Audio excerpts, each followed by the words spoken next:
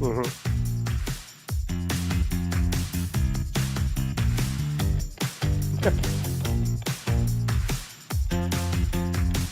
Do people still feel together? Like, does it still feel competitive in the group?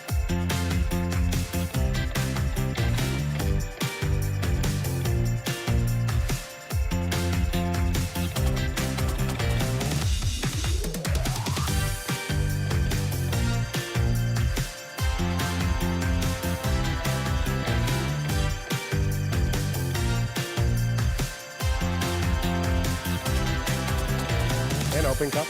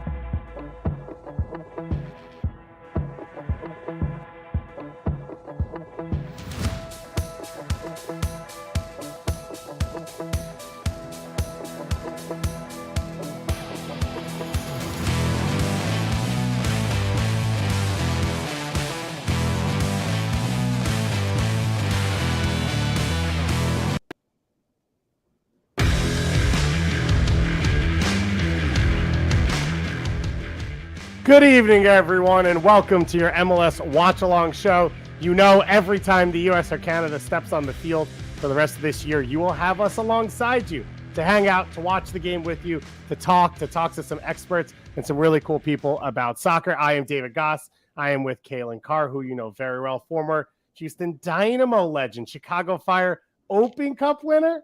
Did I nail that? Right. That's right. And on the flip side, MLS Cup and Open Cup winner with Sporting KC, Honduran legend as well, Roger Espinoza. Roger, thanks so much for taking the time. Thanks so much for being here tonight. Thank you. It's a pleasure to be here.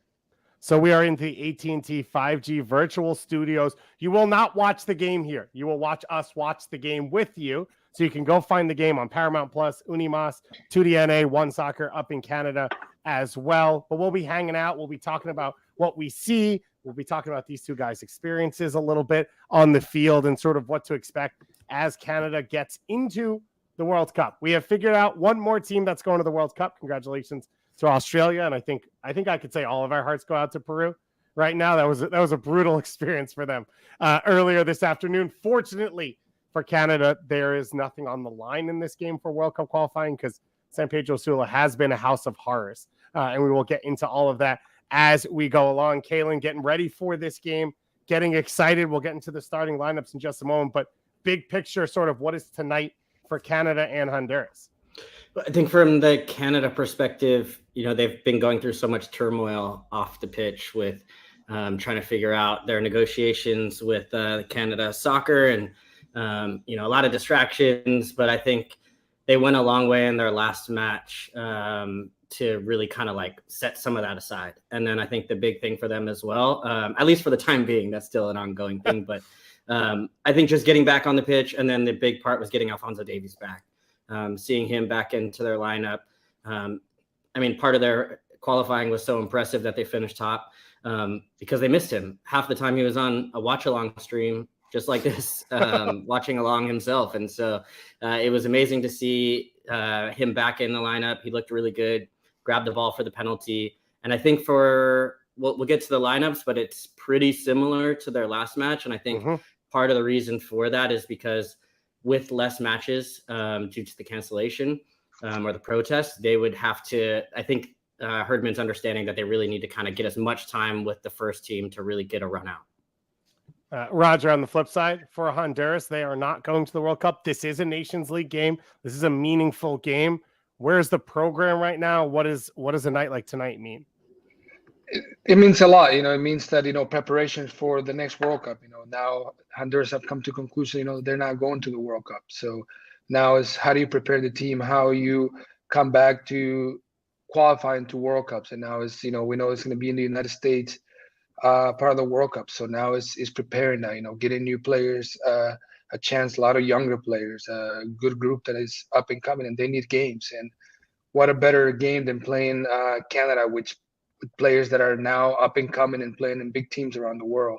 And so for them, it's experience and, you know, trying to prove at home that, you know, we got to be strong. We have, you know, the weather in Honduras, the humidity, and it's always been difficult for any team from North America to go down there. So this is where, you know, kind of set the tone and say, you know, this is not an easy place to come and play. I think they were the only team in qualifying not to lose to Canada was Honduras. So a little bit of, I don't know, success there to sort of ride off of as we go into this game. This obviously a home game for Honduras, which weirdly has not been positive over the last year. Let's dig into these starting lineups. Let's start with Canada. Calen, you mentioned similar to the last game, I believe three changes to the starting lineup. Richie Larea entering the team, as well as Junior Hoylett and Ikpe Ugbo up top. Calen, what sticks out to you when you look at this lineup? I mean, yeah, I think for the most part, it's the core is intact when you look at right up the spine and you see Miller and Victoria, Hutchinson, Estacio. I would say for the core for Canada is a little different because the outside is so dynamic where you have Davies and Buchanan on either side. I think Larea comes in. They know Adekugbe is solid, of course. He's really emerged through qualifying, but I think Lorea is a guy they trust as well, has the versatility to play multiple positions on either side of the back line. And then Hoylett is a guy I think Roger knows pretty well, playing against each other. Came into the last match. The big sort of one that stands out to me is Ugbo coming in up top. There were questions about, the striker depth chart. Where does Herdman see his lineup? And when you go to the number 9 position, obviously we know Laren, we know Jonathan David, but then after that, it was a question mark as far as who's going to be kind of like next in line.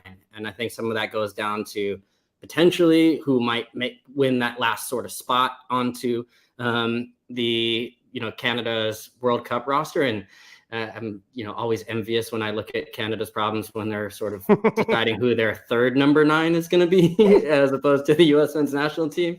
And so I think this clearly kind of tips the hat that Ugbo might be ahead of Cavallini in that race. So he has a big opportunity tonight. I think we've got a tweet from one of our fans about Ikpe Ugbo. And of course, jump into the chat, send us any questions, any comments you have. But you mentioned Ugbo sort of pushing that spot. It's been a really good start for him. So you can see there, Alex Gangue-Ruzic, who does phenomenal work covering Canada. 5 goals in 14 League on games, average 0.53 goals per 90 for Troyes. That was originally on loan. They made the loan permanent within 2 months of him being there.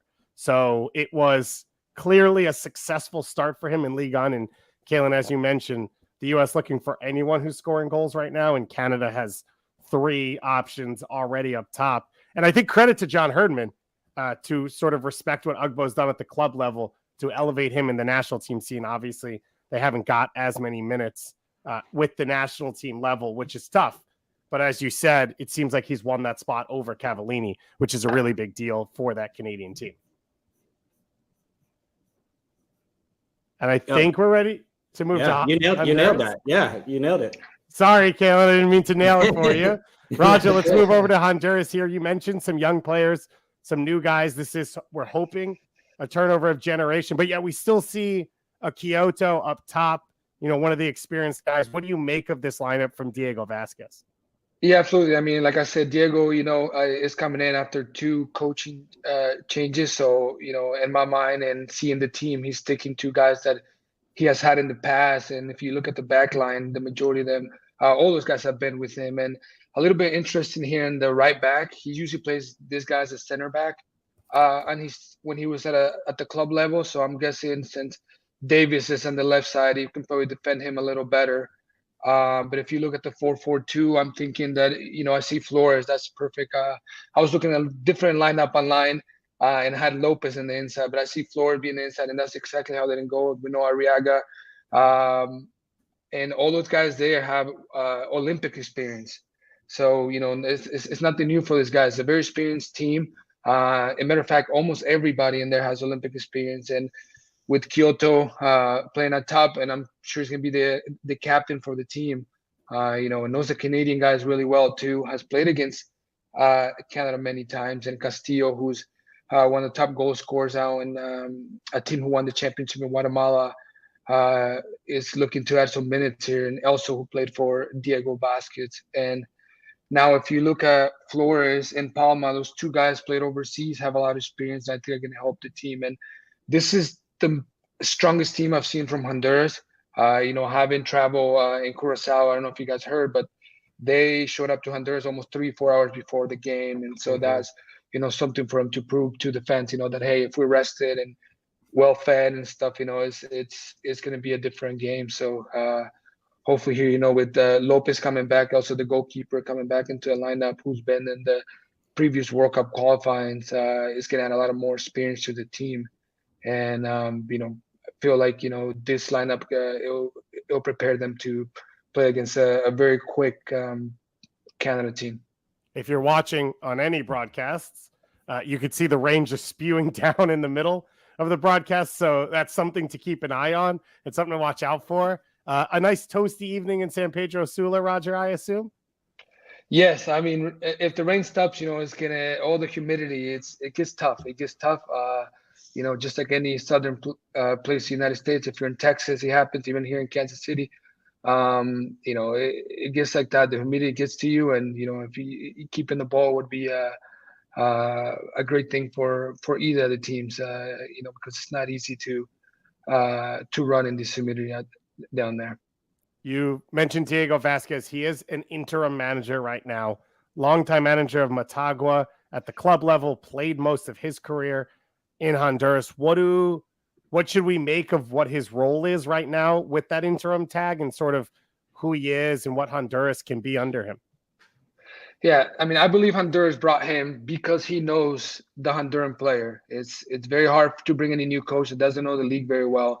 And I think, the presidents of the national team are Motagua owners. So, and my belief is that, hey, let's bring a guy that knows the soccer wise in Honduras and the league very well, so he can bring players and start the new generation of players, regardless if he's going to be the coach or not later on.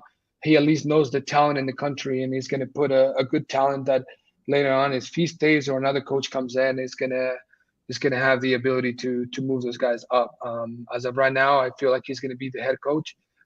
Obviously, winning this game would be huge for him to keep him for the race as a head coach. But like I said earlier, having the relationship with the ownership and stuff is the reason why brings this coach who knows the league to take this role as a coach in the national team. We do have a question in the YouTube chat. This is your show, so everyone send us what you want us to talk about, what you want these two to talk about. And they're asking about Albert Elise. He's obviously the face of the national team right now, not here with this group here today. Bordeaux, I believe, got relegated. There's rumors connecting him, I think, to Leeds United. And Jesse Marsh, another former MLS person. Everybody who's ever played in MLS has been rumored to Leeds at this point. Jesse's just trying to win the 2017 MLS All-Star game. That's all he cares about. Yeah. Every show I come on, it's like, oh, this player is linked to Leeds. I can't quite tell if it's true or not. But I mean, at least he definitely has the up and down. Like I feel like that sort of style of play would suit him. But I don't know. What do you think, Roger? Absolutely. I think the Premier League would be a great place for him to go. I got to watch him a few times in France. When he was in the team, he carried the team a lot of the times. If we know the French league is kind of a league that this is why a lot of players from the French league go to the Premier League, because they do well. They have the same style, and Albert has, I believe, the capacity. There's a lot of Hondurans same way as him that's been in the Premier League. So I think he has that, tenacity that Honduran players have when they go to the Premier League. So for me, it would be a great move for him. I heard West Ham before, but now I hear Leeds United, and I think it would be great. Even if he has the opportunity, to go any level in England, I would say Championship 2. It's also a very strong league, and so Honduras definitely be missing him. He got injured in France, so that's a huge blow to Honduras. But still young, he still has a lot to give to the national team. When you compare him to yourself, Palacios, Suazo, Figueroa, some of the guys who played in those big leagues, is he at that level that he can be, one of the Honduran legends? Yes, absolutely. I mean, I played with him in the national team, and I was already, a very young age. And I believe, if I had to compare, I'll compare it to Suazo a little bit. They're both, obviously the speed, right? But the way they move in the game, the way they find the space, the way they want to take on defenders, and scores a lot too. So that he's definitely got that for Honduras. And so for me, absolutely. I think it's just like Davis for Canada. If Honduras had him, it gives the team a lot more confidence.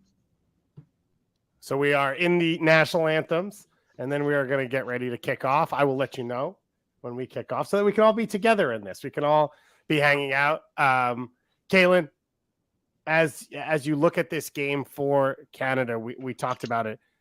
This is the highest pressure game they're going to play up until the World Cup, right? To be on the road, to be against a team in Honduras, as Roger talked about, that wants to prove that they can be a better home team, that they can win games like this in the right conditions. How does the Canadian players handle that of you're trying to fix things and get ready for the World Cup, but also you have to step out there and win in battle? Yeah, it sounds like Well, anytime you go to Honduras, it's going to be difficult. And I think with the weather, it's going to be even more of a challenge for them. The thing is, though, this Canada team has kind of proven that we've seen them in many different climates. We've seen them, in very different circumstances, and they've generally responded well. And I think one of the strongest points of the team is the mentality of it. I think they kind of have that togetherness, that spirit, that ability to kind of fight together. And then they have the top end talent and ability to kind of really get out on the break and hurt you. It's an interesting challenge, though, because I think in some ways, when you look at their World Cup group and you look at the World Cup conditions, it will be hot, but we're not expecting it to be wet like this and in an environment like this. So it's a little bit more of the same that they've been used to as far as World Cup the World Cup qualifying cycle, as opposed to presenting a new challenge, which we've seen the U.S. be able to face as far as playing against Uruguay or playing against Morocco or playing against a team from another region. So I think it's still some questions as far as their preparation goes, where it's really, if they go down to Honduras and they get a good result and they grind one out, I don't know if that's going to tell us a ton about this Canada team that we didn't already know. So in a way, it's an important match just to get that continuity and playing together in advance of the World Cup. But I don't know if it was the right fixture so much as far as you've been exposed to this a lot at this point, and you haven't necessarily answered those questions in a different way against other competition as of yet. Two teams getting through the pre-game festivities. Anthem's done, the captain shaking hands. Atiba Hutchinson, 39 years old. Roger, something for you to shoot for, something for you to chase out there. He's a legend for sure. He's a legend for sure. And I mean, you can only be happy for him going into a World Cup with Canada. Brings all the experience, have been in Honduras before, has played many games down there. So I believe he brings that experience for them. And like Calen said earlier, this Canada team is a different team. It's not the Canadian teams in the past that have been exposed in Honduras. I believe this team has a lot of experience with all the MLS teams being in Canada now. A lot of the academy guys coming up in that environment. I think these players have prepared so much for it, and so it's Hutchinson is the pillar of that team, and I believe is one of the reasons they have done well, because he was able to stand with his kids, and I still started last game, starting again tonight. I don't know how the guy does it, but especially traveling and playing in the Turkish league most of the season, and it says a lot about him. It says a lot about his preparation, how much of a professional he must be, even if you don't know him much. So it just kicked off on my stream. So if you are following along with me, we are finally started here. Canada down in Honduras, the final game for both these teams in this window. CONCACAF Nations League, League A action. Roger, you never got a chance to play in this competition. What do you make of the creation of Nations League and what it means for a federation like Honduras? Personally, I like it a little more because you take a little bit away the friendly games, and this is more serious game because you're playing for something here, and you're trying to prove something to your coach. You want to be on this team because you are ready for competition. Friendly games are a lot different. So for me, I'm all for it. I like it. It's something else to play for, and for the fan too. It's amazing because you're playing for a trophy, and it's serious. It brings the best out of players. It is it's a slip and slide out there right now. Yeah. Roger, I got to ask you, when the conditions would be like this, or I guess in general, when either the U.S. or Canada or Mexico or whoever comes to Honduras, is there a different way that you would talk about approaching a match like this, or different ways you'd want to ask questions of a visiting team that would play to your advantage? Yes, absolutely. Fortunately enough, I didn't get to play in this type of environment right now. You can see there's puddles of water on the field, so that makes it a lot difficult. And I'm sure, now if I was in that team, I would say, don't try to be cute with the ball because it's difficult. The ball can get stuck anywhere. And so, being Honduras, knowing us, we're going to fight for every ball, and it kind of looks like that's what they're doing. And you can see they're playing to their advantage, knowing that you can't really pass the ball. You just got to do whatever you can right now to keep the ball rolling, because it's very difficult with the puddles on the field. It looks bad. Right as you say it, I'm like, I'm like, no square ball, like nothing square. Anders tells me that we should thank Has Been Raid, or Has Been, what is it, Anders? I already forgot. Has Been Games for the raid. I don't know what it means, but I did it on Twitch, so thank you. Roger knows what it means? I don't know what it means. I didn't know if you were a streamer that I didn't know about. Yeah. I didn't know we were on Twitch. I'm watching on, I see the YouTube chat. I'm on YouTube as well, so if anyone's putting questions in there, we will see them. Roger, I'm always curious about, you didn't grow up playing through the Honduran pyramid. When you went back to play for Honduras, was it comfortable for you, or was it an adjustment for you similar to the way it is for opponents? No, it wasn't an adjustment for me, because just the culture, and I think just being Honduran, just here in the United States, a big community of Hondurans where I grew up, so I always felt like I was close to anything. I mean, when I went to Honduras, obviously the country's a lot different, but in terms of soccer wise, no, I felt in right away.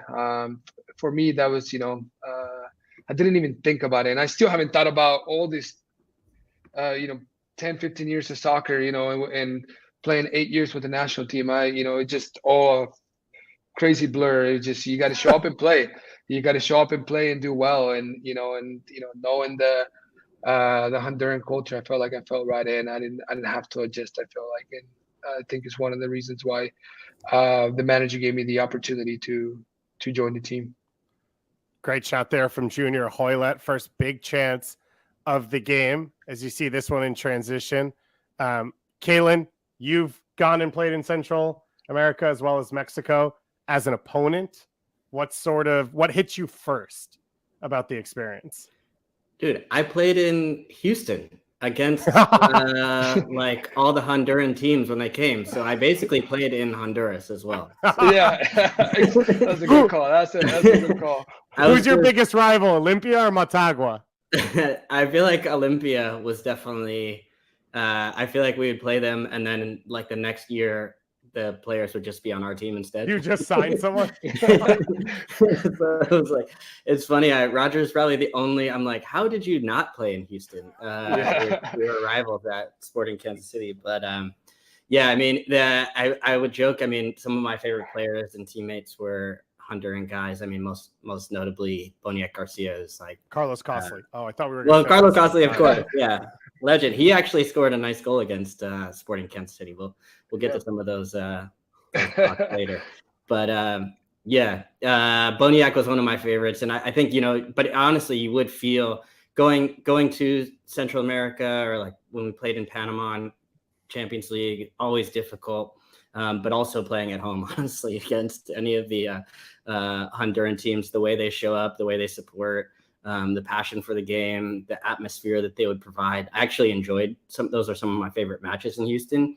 And I think our team kind of enjoyed that because it was just a different dynamic of having this kind of like crazy pressure on you. And even in matches that like, it was Champions League, but I feel like at this point in time, it wasn't quite at the same level of competition that Champions League is now, as far as the way it's sort of placed in the sporting landscape. But every single one of those matches was like, fight, you got to fight. And I think all the best, like tons of quality. I think Boniek for me was such an intelligent player, so clever on the ball. Carlo Costley was very like left-footed, really tricky, played with Alex Lopez, a number of guys that played with the Honduran national team. And I think part of the reason why they really fit well in Houston was that like, one, you had the atmosphere of like the community around Houston had a big Honduran community as well. But then also I think when you deal with the like heat and humidity, like, that was never going to be a question.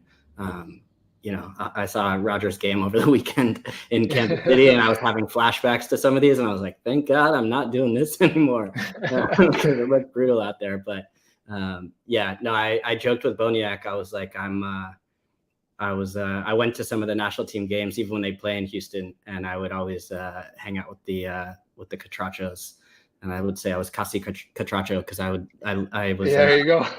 I was locker mates next to Boniek, so he taught me a lot, and a lot of love. Yeah. Shout out to everyone on Twitch watching, by the way. Send us score predictions. We'll put them up as the game goes along. And shout out to Noah in the YouTube chat. Mani Shma Bruchim Habayim. He's from Israel. He said, what up? So I said, what up back. Very excited as we go along. You mentioned a lot of Hondurans who have played in Houston. Roger, you're not one of them, though. Are you recruiting Hondurans? Why is Kervin Arriaga not playing alongside you in Sporting KC is basically what I'm asking. I mean, I'm always recruiting. But you also have to have respect for your teammates, here in Kansas City. But I would love to have a Honduran. I would love to have a Honduran in the team. It's a lot of MLS teams, a lot of, teams trying to recruit, and I'm sure Sporting try to go for some players, but, other teams won the race for it. I think Arriaga is an unbelievable player, fits the style of Minnesota. So for me, I'm happy for him. And there was another kid also that came via Panama, but he's also playing for Minnesota. So it's great. And he mentioned Boniek, what a great guy to learn from about the Honduran culture. He has everything that to do. And so Boniek, but he also wanted to talk to Boniek because Boniek was a number 10, so he wanted to get the ball from him all the time so he could score. So he's trying to be nice. He's trying to be nice to Boniek, so Boniek can pass him the ball all the time. But, he was an unbelievable player, and then Boniek is at Olympia now, so went back to his club, and I believe Houston, was smart enough to know, hey, it's very hard to bring probably players from Europe or even South America where it's not as hot, and said, Honduras is the place that, we can take advantage and, great players and take advantage of that players that could help us here in Houston. He's mentioning Costly here in Kansas City. And when he came to play in Kansas City, you guys made it to an MLS Cup that year. And, Boniek is also playing on that team. So Luis Garrido was in that team too. So you play with those guys. So those guys were great players. Luis Garrido played in the World Cup too. So it's Costly. So that tells you a lot about how Houston did very well with these guys that play in World Cups and stuff.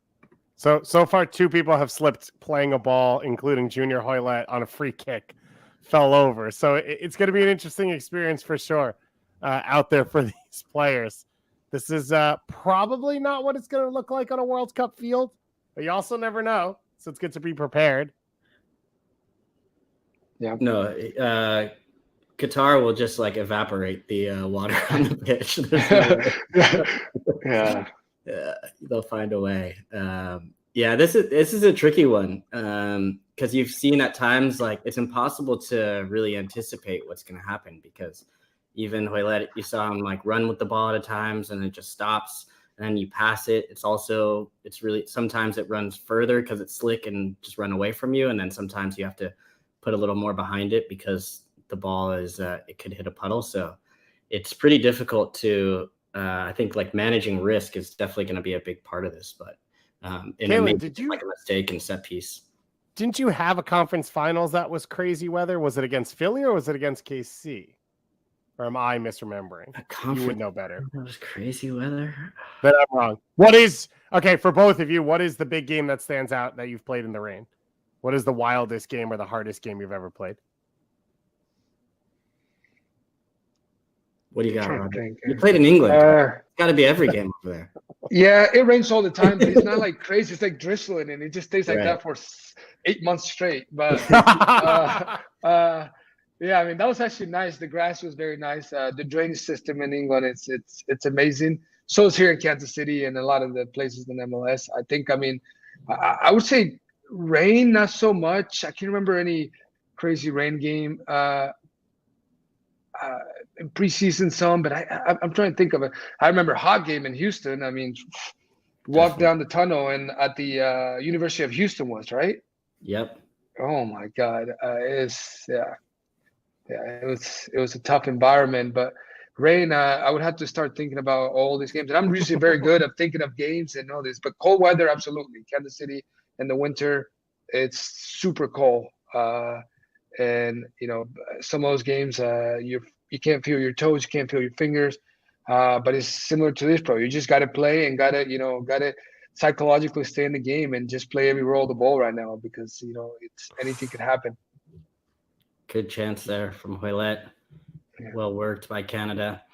I was trying to think the craziest game, I think, from weather standpoint was, I'm trying to think, but I think it was in Chicago. There was always like thunder and lightning storms as well. So the game would get kind of like delayed for long periods of time. Inter Miami style. Yeah, exactly. Yeah. But I remember one game, I think it was actually Juan Carlos Osorio's first match in charge of us. And we lost at home 4-0 to Houston.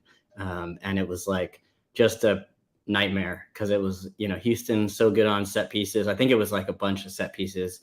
I think De Rosario might have scored a goal from his own half as well. Ooh.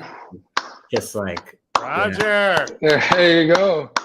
There you go. What Oh, here we go. it's good. Yeah. Vamos Honduras. Honduras. Too.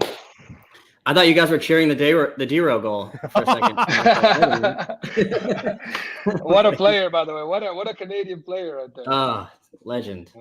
Yes. Probably my favorite MLS player. Definitely one of the best. One of the best, I would say. Yes. Oh, This is nice, though. And Hoylett had a chance Yeah. 30 seconds ago yeah. the other way. There you go. Kyoto. Always finding the space. Good serves. Good service. Is that Palma on the Yeah. goal? I believe. No, I think check. no, that's Lopez. Lopez. I think. Oh, Lopez. Yeah, Sorry. Lopez. Yeah, Lopez. Oh, what a goal! And talking about now, I did think about a game, and it was in 2020 in Utah, and the game should have been canceled. We played in the snow. It was like 3 inches or 4 inches. Of I snow. remember this. Yeah. And yeah, I mean, we went into the game saying like, hey, you have to just hit the ball as far as you can and just fight for it over there because there's no way you'd be able to keep the ball. And yeah, it was a tough game. And it's a rivalry game. So those games are always very intense, and the weather was. I wanted the referee to finish the game in the first half. It was crazy. Roger, part about MLS is like you go from a match that's literally 1 week it might be 105 degrees in Houston, then next thing in that same season you're playing in the snow, like it's just all over. Yeah. Altitude. I think Wow. I think RSL had a game this year that it was both in the one stadium. It was Yeah. a super hot sunny day, and then a snowstorm blew Salt through, Lake is and they had to do like a 2.5 hour layoff. Roger, just so you know, you can be pro Honduras. The fans in Twitch say that you were too muted celebrating the goal. They want you to let it go. But that's because you've been there. Yeah, This isn't new for you. I'm very happy for the guys. Absolutely, yes. Yeah, I think if I was at home, I wasn't so much in the how to keep my cool here. But absolutely, yes. You don't have to keep your cool here, man. We also have a comment from Carter Hastings on YouTube who says he named his cat Roger after you, Roger Espinoza. No way. Maybe he named it Espinoza. All he said was, "I named my cat after Roger." I guess I'll take that as a compliment, right? Because you love your pet, so you gotta make sure you name it something you like. So We gotta get a picture of this cat. You send in a photo. Yeah, Carter, send us the birth certificate and photo so that we can confirm. I need to prove that this truly is the cat that is Roger Espinoza. So you can see if you're watching. Well, I'm watching on Unimas, but the live standings going up right now as Honduras would move into first place in the group.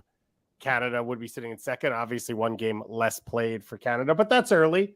Although it should probably be 1-1 as Hoylett should have had his chance. And there you go. Now we've got live standings going on as well. Curacao, goal differential, not great when you go and lose 4-0 at Canada. It's going to be a tough one to come back from, but they are a big part of why Nations League exists. For, Roger talked a bit about for Honduras, less friendlies.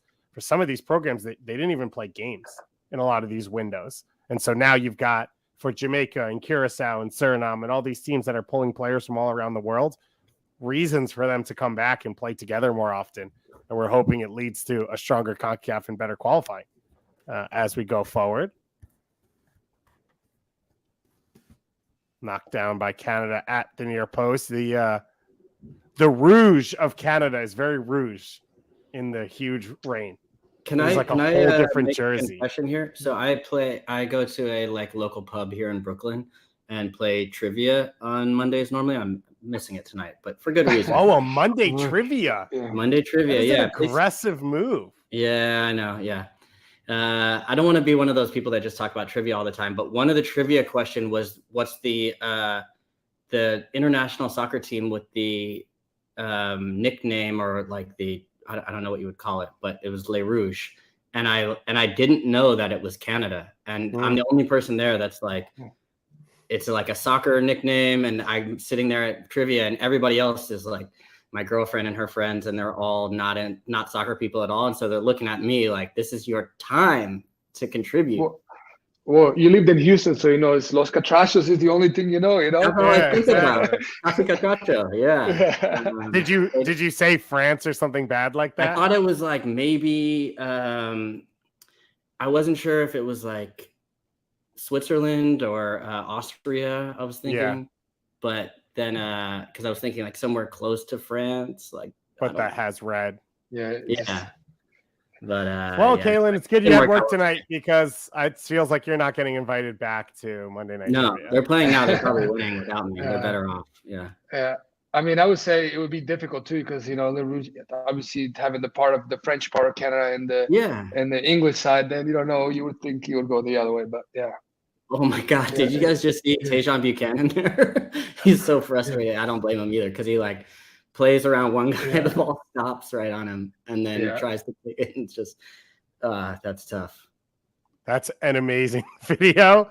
If you're looking at our show now, that looks like kind of like. I think that's Bayern Munich, by the way. Is it? I that gotta be what? Who? Mueller? That's Mueller for sure. Yeah, it's probably Thomas Mueller. He's the only one funny enough to do it. I appreciate that. Remember 2014 World Cup?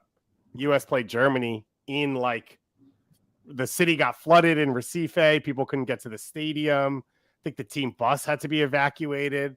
That was one of those crazy flood games that comes to mind when you watch soccer in the rain like this. We do have a request from our producer, Anders, who tells me to ask Noah in the YouTube chat from Israel if he knows anything about a player named William Agada, who the rumor is he'll be headed to a club. I think, Calen, where is that city? It's Missouri or Kansas? I think it's Kansas City. So looking for a scouting report. If anyone's ever heard of them, let us know.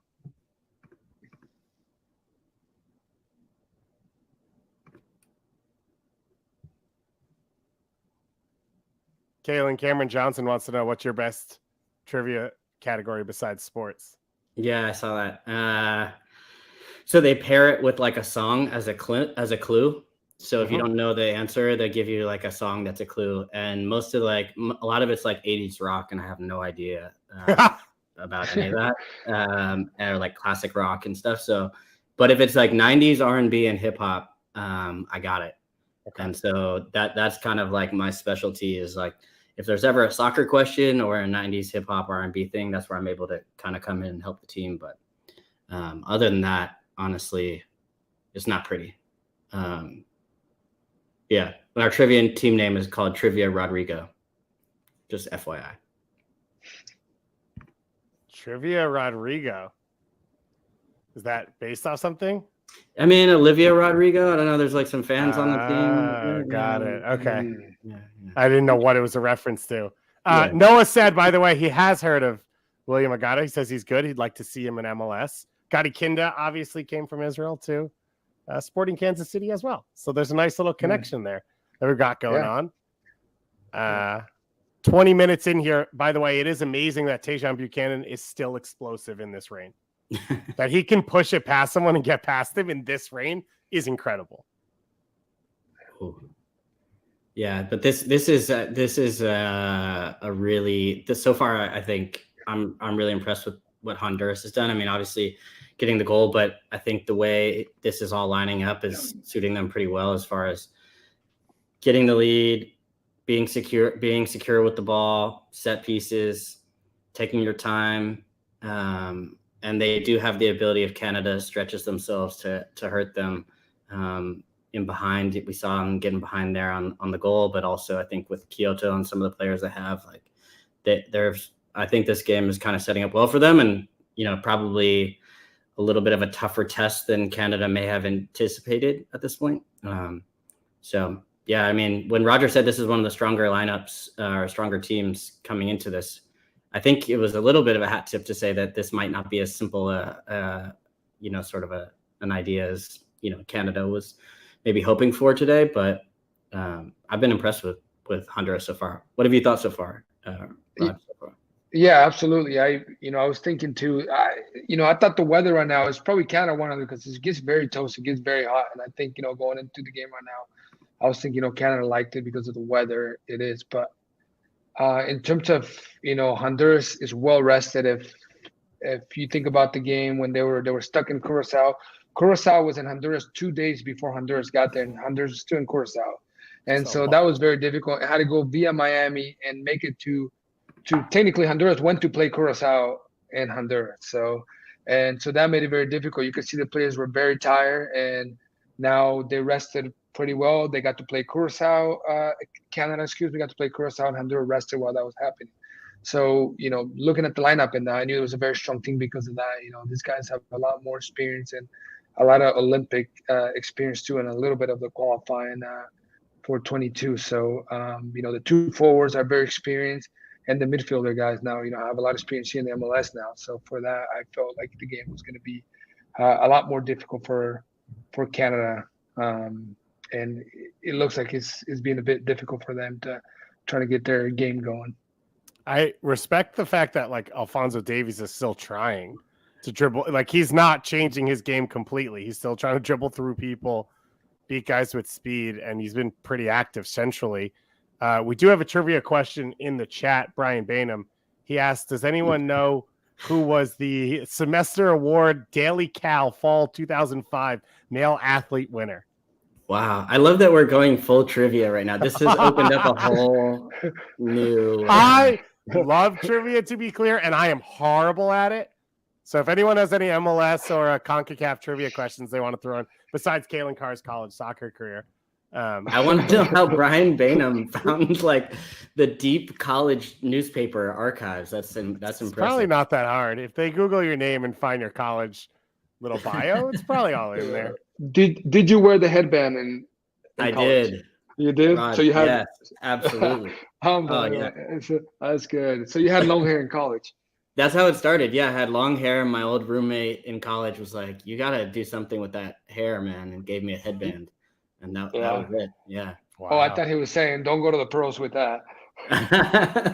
Yeah, he probably should have told me that. Yeah, but no, I kept going with it.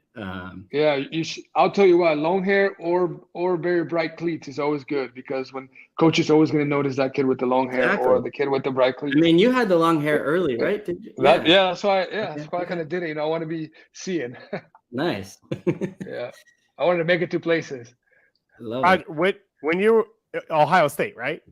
Before I go, was Honduras watching those games? Were you getting talks from the national team out of college or not until you got to MLS? Until I got to the Kansas City Wizards. That's when in the draft I started talking about it. And then I got a lot of opportunities to play in many games during that season. And that's when I got called up to a Nations Cup, the Nation Cup was only Central American teams. UNCAF, yeah. UNCAF, yeah. What's your favorite non-Honduran Central American country to play in? I think the strongest league down there is the Costa Rican League. And so it's a very safe country too, very nice place to be. So I would say Costa Rica. There's a big group of Hondurans on Comunicaciones in Guatemala though, which I find interesting. Yeah. Maybe because it's a lot closer. Okay. It's a lot closer, than it is in the Nicaraguan league. It's not as strong, and so the next league right there would be the Guatemalan league, and you can drive from Honduras. It's only a few hours from our capital, so I would say that's the main reason. Plus, Hondurans are good, man. We can play in many leagues in the world. Yeah, I would assume Motagua or Olympia would be considered a higher level to a lot of players than going to another country to play, but only there. We have a question in the Twitch chat for you, Roger, about Alphonso Davies when he was at the Vancouver Whitecaps. What do you remember about playing against him? Would you have expected that he'd be a Bayern Munich Champions League winning, best left back in the world? He was so we're gonna start when he was 17 years old. He was very good. You could see a lot of talent in him. It was still very raw talent. So I would be lying if I said I knew he was gonna win the Champions League. I knew he was gonna go to Bayern Munich. I knew he had a lot of talent, but did not know how mature he would become when he moved to Bayern Munich. And I think credit to him, to the people around him, and to Bayern Munich for the players that he has around there. He was able to learn from them right away. And for me, I never thought he would get to a level he has. And so, and you saw the whole Canadian side came and so for me, it's unbelievable to see all those players, especially him, being 17 years old. And I already heard before he went to Vancouver, I already heard about that because he used to come play against the Swope team here, which is the sporting affiliate team. And people was already talking in North America about him, this 14, 15-year-old, from Liberia, right? He was where his family was coming from. And so originally, yeah. And then he grew up in Edmonton. Yep. And so from there, people was already talking of him. So then, but you don't know. It's very tough to know how young guys are going to do. And so for me, I saw the talent definitely in the last 2 years, I would say, that he played in Vancouver. My fiance just got home from playing co-ed soccer. Did you win? She scored. She scored a goal. She never scores. Nice. It hit off of her. It doesn't matter. They all count. Ask Jesus Ferreira. They all count as goals. Now the question is, do you play on that team? And you I couldn't do. go tonight. I missed tonight. Yeah. Okay. Me and Calen both gave up so much to be here, and Roger's the real guest. So all of us putting in a shift. Yeah, absolutely. Don't worry. I'll play men's league tomorrow, and I'll drag around and say that I'm tired, and then I'll sub out as quick as possible. So I'll get my fill in. I'm not worried about it. I think Alphonso Davies was the youngest USL player and the youngest USL goal scorer in history when he did it with Vancouver too. Calen, he's talked a lot about two of his big mentors, Kai Kamara and Pamodo Kai. You know Kai very well, as do you, Roger. What do you make of sort of that relationship and his ability to help develop Alphonso Davies into, as Roger said, one of the most mature young players we've ever seen from this region? I mean, the thing that stands out to me between both of them and what makes me understand their bond is just their love of the game and just being really kind of fun guys. And I feel like when you're a young player, you can have a lot of pressure on you. It can be difficult, especially if you have some hype to your game. And I just remember Kai score whenever Fonzie would score, whenever he'd assist to Kai, they'd celebrate together. And I think Raj, you would know from playing with Kai in Kansas City, and I've known Kai since we were kids. Just that kind of positivity at where he just loves playing, and I think that can be something that, especially for young players, can really help them. And then I think for going to Bayern Munich in a way, I don't know if you have what your thoughts on this, Raj, but I feel like when you go to a club that's so big and everybody is so well established, it's actually an easier transition in some ways because the players are so well off. They're so set in their thing that it's just it's a lot easier to kind of welcome and integrate a young player versus somebody who's really scrapping for everything or really trying to hold on to their place. And sure, I know the level and the quality, the pace of it all, but you never would really worry about him being able to transition from that standpoint in some ways, just because the intelligence of the players around him is going to really put him in good positions to be successful. And the system suited him really well too, the way they moved him to more of an outside back, but they have the ball the whole game. But yeah, when I go back and think about those early days, I think just being able to kind of like enjoy yourself. And I think that's a big part of when we see Alphonso Davies at his best, is when he's really enjoying, and he kind of has that personality as well too. So, I mean, that's kind of like the first thing that would stand out to me. Yeah, absolutely. I agree with you on that part. I mean, and I also going to say a little bit about Vancouver. Alphonso Davies got to play. He didn't get pressure right away to come in MLS and just, hey, you have to do this, And right away he was able to play with the second team, and from there he got some experience and was practice with the first team. So he was a little bit, slowly getting into the first team, and then going to Kai Kamara. And you said something about pressure, and absolutely, he takes the pressure out of you in games because he brings the music, he dances, he gets the young kids going. And as a young kid, you want that because the first game in your career or just throughout the season, you're scared, you're nervous. And having Kai there, being helpful and dancing and saying, hey, it's a game, we're going to have fun, let's go do this. And, I was in the locker room with him when I was still young. I mean, we were not too far apart, but we were both young. But Kai's always, brought the music and brought everybody together on the team and that part. And so it made it easier for everybody, took the pressure away. So I can see that with the young guys in Vancouver. And so for him, it was like, okay, cool. This is, it's not just about just all business, it's having fun in the field and doing the best you can. And for Bayern Munich, I absolutely agree with you. I mean, his role was not only to worry about, hey, you only worry about this small thing. You don't have all these principles in the game that you got to do. Hey, just make sure you do these little things because you got other guys doing that role. And so you don't have to worry about doing, everything. Just make sure you do this. And I think that was made it easier for him to focus only on his role and didn't have to do like go on a smaller team and had to do extra stuff to try to show himself. I think that helped a lot. And there's also a lot of young guys in Bayern Munich. So it's like, hey, these guys are my age almost, and they're doing the same thing. So, hey, I just, I can do it too. And humble. Yep. Oh, sorry, Roger. No. No, and I said in his humble beginnings takes him very far too. Yeah, he spoke at the World Cup bid for Canada, US, and Mexico and talked about being a refugee to Canada. That was before he was a pro player.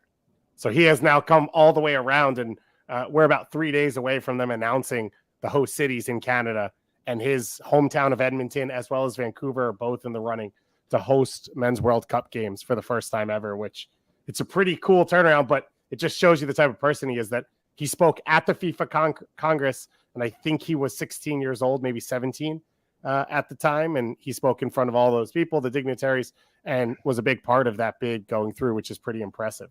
Is Kansas City on the list? Kansas City is on the list. Nice. Yes. Roger, do you want to give us a pitch real quick? Or I mean, it looks like we're going to get it here. It looks like, everybody's preparing like we are. I think Kansas City has a city for it. I mean, the infrastructure is here and is I think it would be easy for people to get around compared to other cities in America. Yeah, I mean, people's preparing like it is coming here. So Soccer City, USA. Would you call that Kansas City? As people call it, we had all champions here, female and males. So yeah.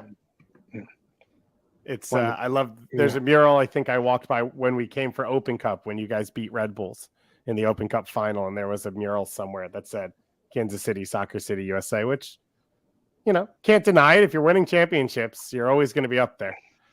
Yeah. I heard. Awesome. I like the idea of being able to, one of the things that I think is going to be challenging about the World Cup in the US is like just the size and scale of it all. And when I think about being in New York and getting to and from matches and all that, or even just how huge our country is and that's being shared across 3 countries. But I could see parking in Kansas City and just being like, there's a couple of matches I really want to see. I'm going to be here. And I think there's also just they've proven there's a huge passionate fan base that's come around the team. And when people ask me what's the, where are the top 3 places you should go watch a game, Kansas City is still in that top 3 for me. And that, it pains me to say that, I'm not supposed to say that as a Dynamo. But you know what? It is. You just, and also like you said, and when I was thinking of that, it was the traveling. It's in the middle of the country. You can head to another match if you want to cover it. I think if you want to see something different, America, everybody's used to New York. Everybody knows in New York is New York, Chicago. And they had hosted events, 94 World Cup, and hosted other events, Olympics and other big events, tennis, and all these big events that it's throughout the country. I think you got to also give it to small markets, places that need to grow. And I think Kansas City is a place, to see the culture of America too. And yeah, so that and the fans are here. And I think it's also called, capital of soccer in America because of the per capita kids play soccer here. It's like I heard it's the most in America. So Oh wow. feels everywhere. So, and for that reason, I feel like, hey, it would be great to bring the game here. Great. To If you have any Kansas City. FIFA people on the stream, They're all listening, Calen. They're all watching the Watchalong. they're like, I don't know. I wasn't sure before, but I feel like Raj really made like a really compelling argument. Calen was also down. I don't know. Goss said he might pull up for a game or two. So Listen, we got a shot. best bread I've ever had in my life, Kansas City. So I'm in. Cool. Messenger Cafe. If you're in the area, head down there. There you Also, go. the training Yep. center is one of the best in the world. I think There you that's go. one of the big pitches, right? Yeah. Teams would love to be, as you said, with the travel, not from a fan point of view, but from a team point of view. They'd love to be central. You get the Sporting KC facilities you can use. That sounds like an ideal setup for a lot of national teams that are going to be coming for the World Cup. Also, it's going to be, we think, or we know, expanded World Cup. It's going to be 48 teams. So it's going to be a lot of training facilities in use. We are in the YouTube chat. We are in the Twitch chat. So keep sending us questions, comments, what you want us to talk about. I think we have a question here for Roger. Roger, if you take a look at the screen, it's from Shavy3411. He says, in Minnesota, Catracho here would love Roger's thoughts on Arriaga and Rosales. Does he give them or other Hondurans advice when they're looking to come to or actually do come to MLS? We talked a little bit about Arriaga before, and you mentioned Rosales, I think, as well. Yes. I was mentioning Rosales. He came via Panama, I believe. Got to talk to Rosales. Haven't met Arriaga, and actually Arriaga is from the same city I'm from in Honduras. And yes, I mean, I think the U.S. now, it's challenging a lot of countries in the world, the MLS.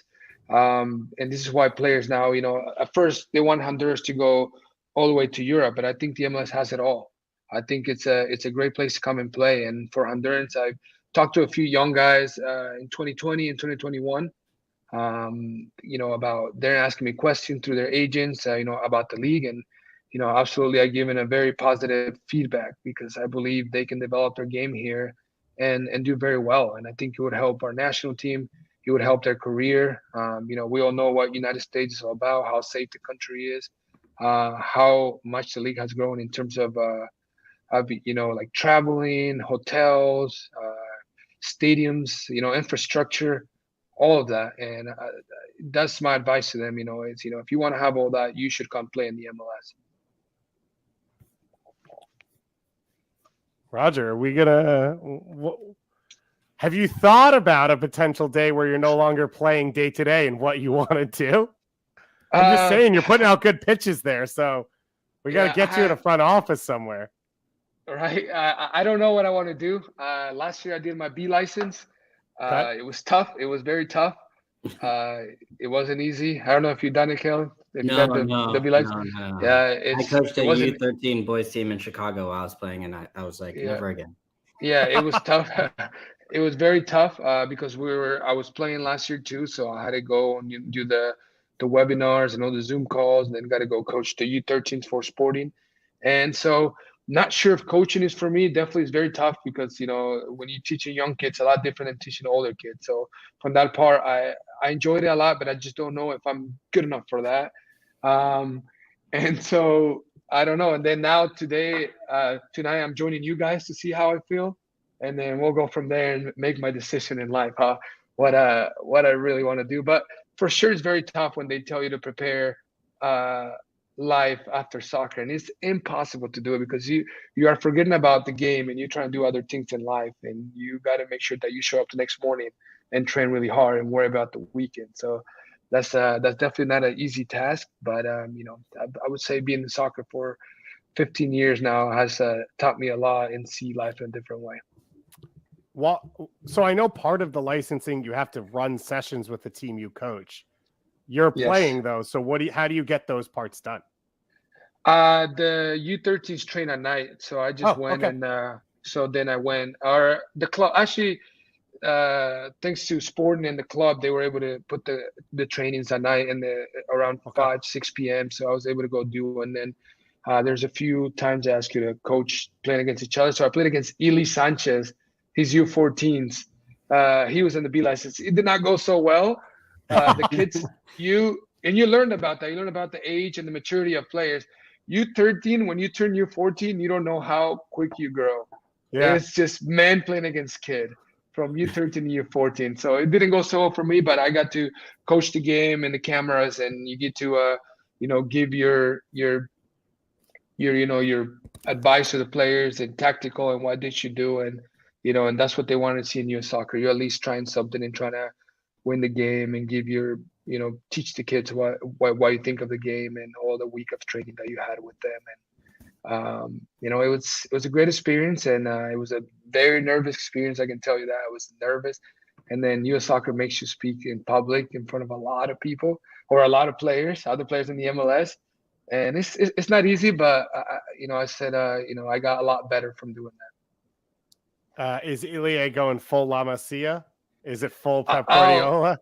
He is, and I think he really wants to be a coach. I mean, I think if you grew up in La Masia, I think you learned a lot about soccer, and I think obviously we know they're done very, very well. So every player that comes out of there, they're very technically sound and know the basics of football very, very well. So for Ili, being around him, I also learned a lot, and we got to work on projects and do like 6 to 6 month training sessions, prepare for that. And now I have a lot of appreciation for coaches and now MLS. You do. And yeah. I was like, well, they can do a 5v5. It's not about just doing a 5v5 or like 11v11. It's about preparing player's body and everything for the weekend too. So it's good. It was good. I just don't know if that's the path I want to follow. But we have a question in the chat from Cameron Johnson who asked, I think he said Christian Roldan and Giassi Zardes did theirs last year as well. Was anyone else in MLS in your course? There was about 30 of us. Okay. There's about 30 of us. Omar Gonzalez, AJ, a lot of players. On top of my head, it's were all 30 of them MLS players? Every single one. There was actually about 5 who were USL guys. Okay. 5 or 6 USL guys. Dax McCarty, Zimmerman. They had to actually, the instructor had to go to the U.S. camp to do their training with them. So they trained in the afternoon, they trained in the morning or whatever, and they did their class with the coach. Yeah. Wow. So you've got a couple guys also within Sporting with Benny and Ike coaching. Do you talk to them ever about like their experience or their transition? I know, Ike has been a scout before, and Benny has coached for a while. Was at the college level and then moved back to Sporting. But do you see those guys around, or do you stay in touch with them? Yeah, they come. So the Sporting 2 facilities it's a little bit far away, but they come like a couple of times to the first team training. I get to speak to them there. I also speak to the younger players that are coached by Benny and Ike, and I mean, they absolutely love them. But obviously, both of them are club legends. They've been here, they played here, they won championships here, and so having those 2 guys there, you can see the kids are going to listen to these 2 guys because they know a thing or two, right? And so for Benny too, for Benny, we know how much Benny loves the game, how passionate he is, and Ike is more of the quiet guy. So I think it's good to have 2 different personalities in the locker room. And so for the kids, it's tough because a lot of those kids are sometimes taken away from them to come play with us, and so you have that going, that chemistry right there. So I think Benny's doing a great job. The kids are doing well when they come with us. So, you can only see how excited and how much he wants to coach. So I'm happy for Benny and I. Well, I was gonna say all the rest of the sporting guys are all in Houston now, anyways, with That's how, Paulo yeah. and Jimmy and everybody. I'm like, wait a second, what's going on here? We're supposed to not like these guys, but Paulo's doing a good job, really good job. I mean, we got the sporting guys at Austin too. That's true. Tells a lot about the club, yeah. And Nashville. And Nashville too. And yeah, not only coaching stuff, but medical stuff too on both teams. And so, it tells you about the club. It's a place to move on if you want in the future and learn. Obviously for me, I've only been at this club here in the MLS, and we love it here. I love it here. So, but hey, I'm happy for those guys. All of them are doing very well. Austin is doing absolutely amazing right now. So, and so is Nashville too. Starting doing well. So it's great. It's a pleasure to know all those guys here in Kansas City and see them. They're doing well, and it talks a lot about the club and how and the reason why these guys are doing well. So we're at halftime. We're going to take a look at the goal and talk a little bit about it. But first, I believe we have one more Kansas City food take from Twitch. Food take. I mean, this is what I'm saying. You got to bring the World Cup so you can see the barbecue. Guys, Deli in KC was in town for the Nashville game a few months ago. Yeah, I've been to guys down in the Crossroads. I've been in there. Cool place. I would say any of the barbecue joints will be good. What's number one though? Oh, I'd say Q39. Nice. And Joe's KC right there. Okay. Those are good, but Q39 is definitely taking the over the town right now. But yeah, it's amazing places. Yeah. I love Q39, but the Z-Man, Z-Man is next level. There you go. Yeah. So great first half in the rain. I guess you could say we've got people in the chat saying, why is Canada even playing down the left wing? The ball won't move down that side of the field. It has been interesting. I thought it was a quick start for both teams, and then feels like the rain and the conditions started to wear on them. Let's take a look at the goal. Roger, what have you made so far about Honduras? You said this was a stronger team that was sort of trying to prove something tonight. Yeah. Have you seen that? Yes, absolutely. You can see Honduras, taking charge in the game. They absolutely have played in this weather before, and many places of the country, and a lot of these guys have used to this stadium. And so they're more a dynamic team. They playing very direct. They're moving for each other, and you can see in the goal right there, Kyoto is the guy who actually flicked the ball and then got running and make that run right there, and players played him in the space, run into the box. And I think that's the reason why the goal comes. They're all very active, very proactive toward in the final third. And I think they're up high pressure in Canada, and it's making it difficult for Canada to get out. And for some reason, Canada hasn't been able to change their style. And obviously, yes, the rain on the left side, but in parts in the middle of the field too. So, I mean, I said props to Honduras right now, that we're able to figure out the game right away. Romo Kyoto, he's an interesting person in CONCACAF history. When he's on, he's been one of the best strikers in MLS as well as in CONCACAF. He's not always on. What is it like to watch him play? How well do you know him? Sort of, what does he bring to this team with, as you've said, a lot of young guys around him with less experience? Yeah, so now it's a different challenge for Kyoto. Now he has to be the main guy. He has to take and bring guys along with him. So I think he's taking that responsibility and has made him a better player. I think in the past he had a challenge for starting spot with Lozano, who's not there right now, and Albert Ellis, and even Costley was there a little bit when he was younger. So that made it a little bit difficult now, in that role. So he got in trouble a little bit too with social media and all that stuff. And I think now he has matured a lot more. And I think having all these young guys in the national team with him has made him a leader, I would say, on the team. Definitely a different role for him. We've got a question here from Josh Cloakley. Been wrestling with this for 20 minutes. Do Canada abandon the game plan in hopes of the win, or do they continue to try to work on passing combinations, etc., which will benefit them down the road, obviously looking towards the World Cup? Calen, do they even have a choice? Is there even a decision to be made? Yeah, passing combinations. If it's 45 minutes in and you're still going in at halftime, I doubt Herdman is talking a lot about passing combinations here. I just think that's just off the table. And you've seen even at times some of the Canada players individually just get frustrated with the playing conditions and some of the things that you would generally see Tajon Buchanan do or others do just aren't really going to be able to come off in this circumstance and situation. So, how will Canada adjust? I think, try to play a little bit more direct at times, see if they can take their opportunities on set pieces, win second balls. It's not a really complicated situation here. I do wonder a little bit of I do think running off the ball, we saw an early chance where Hoylett was able to get a shot off where Davies just made an unselfish run and two players ran with him and the defense sags off a little bit. So I do think without the ball, the movement can open up space for players on the ball just to have a little bit more time and space.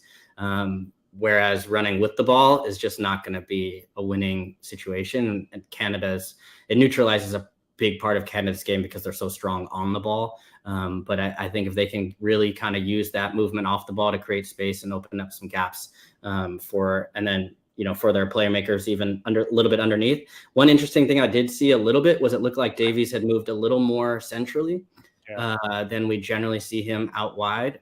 So it'd be interesting to see if they kind of stick with that and if he takes a little bit more of a central position in the second half. But I don't know if that was just by virtue of the game kind of getting thrown out of the, not what they expected, but it was something I was noticing as the half went on that he seemed to be more central than he started. So against Curacao, I think at the 20th minute, they clearly swapped him and Tajon from left wing to right wing. And then from that moment on, it felt like he had the license to come inside. Okay. It feels like they're in that spot with David Alaba in Austria. Shevchenko was like this for Ukraine, where it's it feels like Alphonso Davies just has license to do whatever he wants, which is fair to an extent. And it has to fit into the team, obviously, but he is that talent for them, right? Where they're going up against Belgium. He's the guy on the field who can match the opposition and can create moments for them. And he's going to have that freedom to go find the game. Yeah, I like the idea that they can switch flanks and kind of go how they're feeling. And then you kind of immediately switch from having that verticality where you stretch the field from a width perspective to suddenly have both of these guys being able to tuck in and become inverted wingers. And that's just a little bit of a difficult question for, I think, back lines to handle as far as, what do I have to expect here? And then all of a sudden, Alphonso Davies roams over to your side and you're looking at a completely different sort of question as a left back. And so, yeah, the main thing is you just want to get him in and around it as much as possible. But yeah, I don't know. It's a tricky one for Canada right now because there's really nothing that you can replicate from this and take forward, I think, in some ways, as far other than just having to adapt. And maybe that's the question for them is just how do they adapt moment. How do they, change their tactics? How do they change their style of play when they realize that this sort of pathway of trying to play through this is not going to lead to much. Yeah, you're right. I mean, you just said it, them playing direct. They got the speed if they start playing direct. They got Alphonso Davies, they got Buchanan. And if they start taking a more direct and more dynamic game forward, I think it makes it easy because obviously, we saw Hoyle trying to leave their defensive third and he felt right there, right in the water. And so is Buchanan trying to dribble, even in the middle of the park in the attacking third. They were having difficulties doing. They did got opportunities to capitalize right there. But that's the opportunity that they built up, but it's not always going to be there because of the conditions of the field. So you're right. I think if they use their speed and to go a little bit more direct can create some damage on Honduras, I feel like. We talked about it a little bit in the open, but San Pedro Sula was the house of horrors. 8-1 loss in 2014 World Cup qualifying just to get into the Hex for Canada down in Honduras, and then a loss as well on the last day of the second round of qualifying in 2010. Both of those devastating moments in Canadian history. Roger, you obviously enjoyed it from the other point of view, but it does feel like for this Canadian team, sort of moments like this are still changing the culture, changing the perception internally of what they expect. And we saw Honduras do that, going from 2006 into the 2010 cycle of, we don't back down to the US and Mexico in the region anymore. And now we're seeing that from Canada as it feels like they elevate themselves. Yeah, absolutely. I mean, it's always going to be reminded, right? Media does that.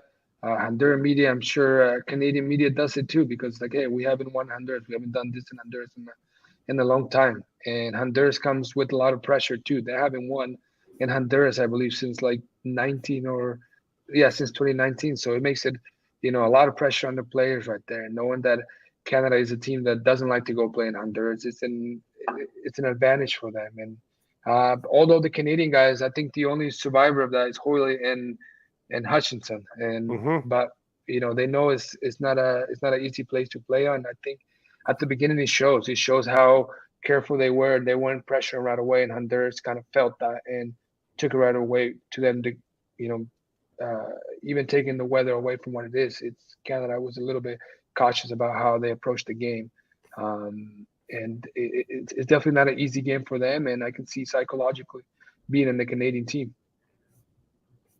I got to ask you, Roger, I haven't asked yet, but I was so excited. You've been to a World Cup.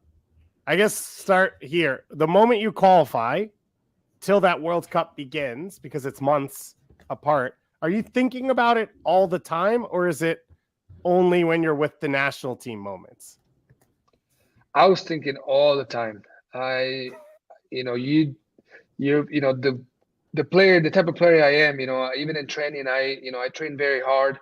I got hurt going to play Canada in World Cup qualifying a weekend before, because it was a must-win game for Honduras against Canada and Honduras, and I probably should not have gotten on that challenge. I was going to lose the ball no matter what, and I still went for the challenge. And being the player I am, and I ended up being hurt. I ended up torn the ligament and the ankle that kept me out for a while.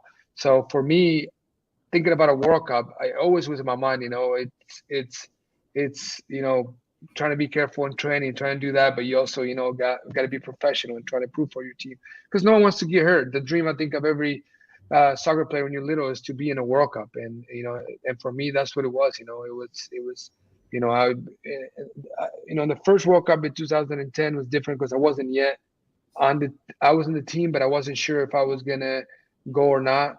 And for 2014, I was one of the older guys and one of the guys, the leaders on the team, and it made it difficult for me, obviously, because I knew I was going 100%. So it made me feel like I had something to lose if I got hurt. And in 2010, I had something to prove. And so that absolutely plays a role in your head. But, it's how the game goes. And, in my head, I said, if it happens, it happens. If I'm not meant to be in the World Cup, I'm not meant to be in the World Cup. And I was able to play with that well. And, and I'm glad I got to go to this couple of World Cups. Yeah, you played against Spain in the World Cup that they won, so it's a pretty cool experience. I watched Spain play. How do you get told? Is it a phone call? Is it an email? Is it a letter? How do you know that you're in? So in the first one, I had no idea. I was actually so I have an English bulldog, and he was little at the time. It was 2009. I just gotten him, and I was on the skateboard. I was trying to teach him on the skateboard, but he wasn't very good. I was trying to put him on the skateboard, and I get a text, and they said, "Hey, you made the World Cup team," from a cousin. And I'm like, "What?" They didn't even call me. They didn't say that I was going to be in the World Cup, probably because they didn't want me to tell anybody. And so you're on the list. You're on the list of the World Cup, and this is in I think it was in 2010. Sorry, 2010, like March. I don't know when the call comes out, right before the summer hits. You get the team, and I'm like, I still didn't believe it, but I got all nervous. Went back, turned on my computer, and just went online and looked, and I was like, oh, really? I'm in the World Cup. I was like beyond excited. It was unbelievable. I mean, I probably got teary-eyed. I was very emotional at the time, and But absolutely, they did not tell me that I was in the World Cup. The coach never told me anything. My name just appeared on the list.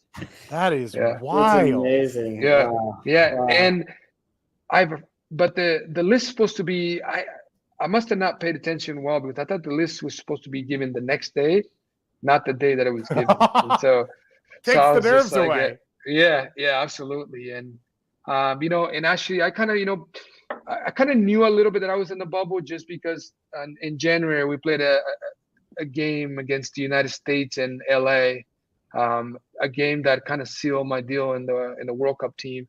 That I played pretty well, and so the coach after the game said, "Hey, you got to do this. They're telling you why you got to do. You got to make sure you play on your club team. You got to make sure you prepare. Be careful because the World Cup is coming."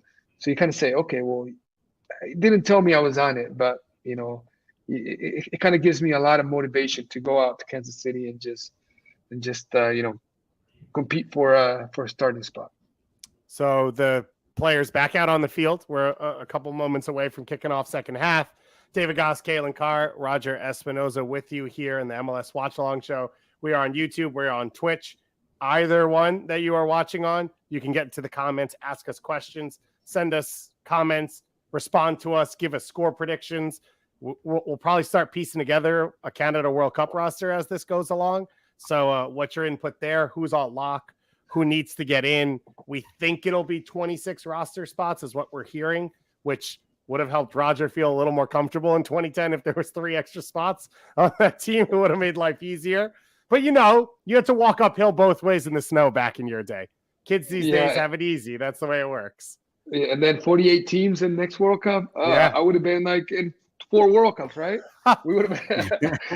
So we are kicked off, by the way, on my screen as Honduras gets us going in their whites, going right to left as Roger rewrites history for the Honduras 2012 World Cup win with the 48 teams. Speaking of, we do have a question about the Olympics for you. Roger, you knew it was going to come up if you're going to come hang out. Everyone always loves your performance, especially that game against Brazil, the standing ovation for you. What do you think of when you hear about that 2012 games? Oh, it gives me chills, absolutely. Just because the entire team was locked in.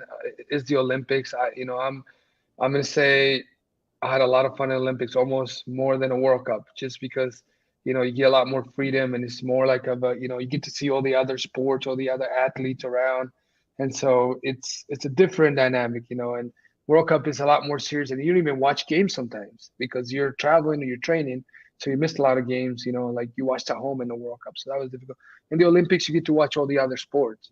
They try not to put the sports at the same time, so you get to do that, and so we're all locked in, we're having fun, and being in the quarterfinals against Brazil that night before, I didn't even get to sleep much, just thinking about it, just thinking about the game. And so I was very tired going into that game, and so was everybody. Everybody was nervous, but we knew we were playing against Brazil. At the time, Neymar was the talk of town with Marcelo.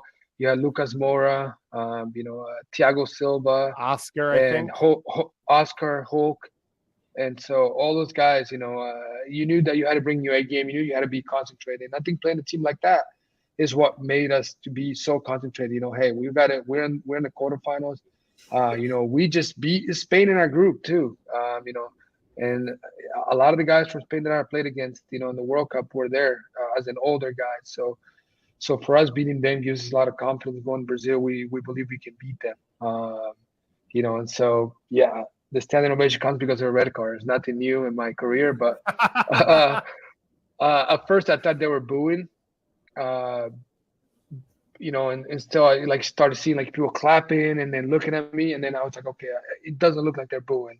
It actually looks like they're just giving gratitude, and but I think the people was not only for me. Obviously, I'm the guy who got the red card, but I think the people was very pleased with Honduras and all the work they had put in that World Cup. And of course, they always go for the underdogs in this type of game. And there's a lot of English fans there. And, I think Honduras deserve more in that game, but that's how the game goes. And, we're very happy and very proud of the players. We got to go to a World Cup together too with that same team almost. So it shows you the evolution of players and the generations if you keep putting a lot into that.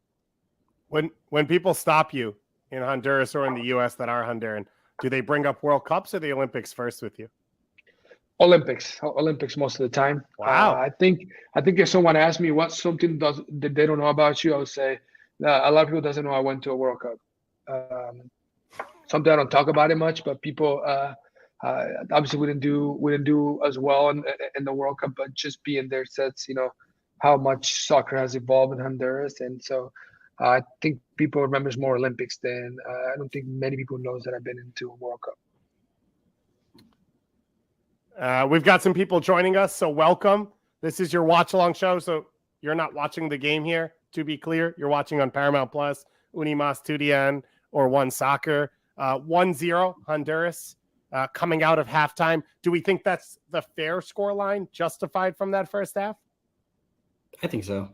Yeah, I think for the first half, Canada has looked, I would say, less comfortable than Honduras has. Just like at times they seem to be a little bit surprised by the field conditions more than anything. And I think the Honduran players seem to adjust pretty quickly to know exactly what it is. And Roger, I think, mentioned some of these guys may have played there domestically or in these types of environments probably more than Canada players have, where even if you just look at where a lot of the Canadian players play in Europe or in MLS, you don't often see conditions like this.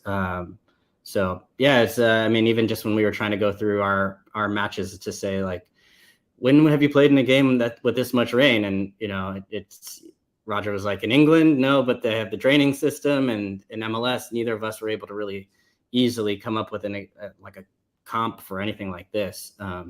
So I think that's been a clear advantage for Honduras, and they've taken their chance quite well. And even when you just look at the way they're knocking the ball a little bit here in the second half, like, they seem confident, they seem relatively comfortable, and Canada still seems to be a little bit off it as far as trying to figure out their footing, how they're going to move the ball. I think we've sort of highlighted they're probably going to take a little bit more of a direct approach in the second half, but it's difficult when you don't play in this type of environment much and you're just suddenly being tasked with having to kind of change the game plan or the tactical plan that you've trained on. Even when you just see like trying to play direct, they're having trouble like staying on their feet. So but they're doing a better job, I think, right here of at least winning a second ball, getting around it. And I think that's going to be a big part of their trying to find a path forward here, because trying to dribble and pass your way out of it is going to be difficult.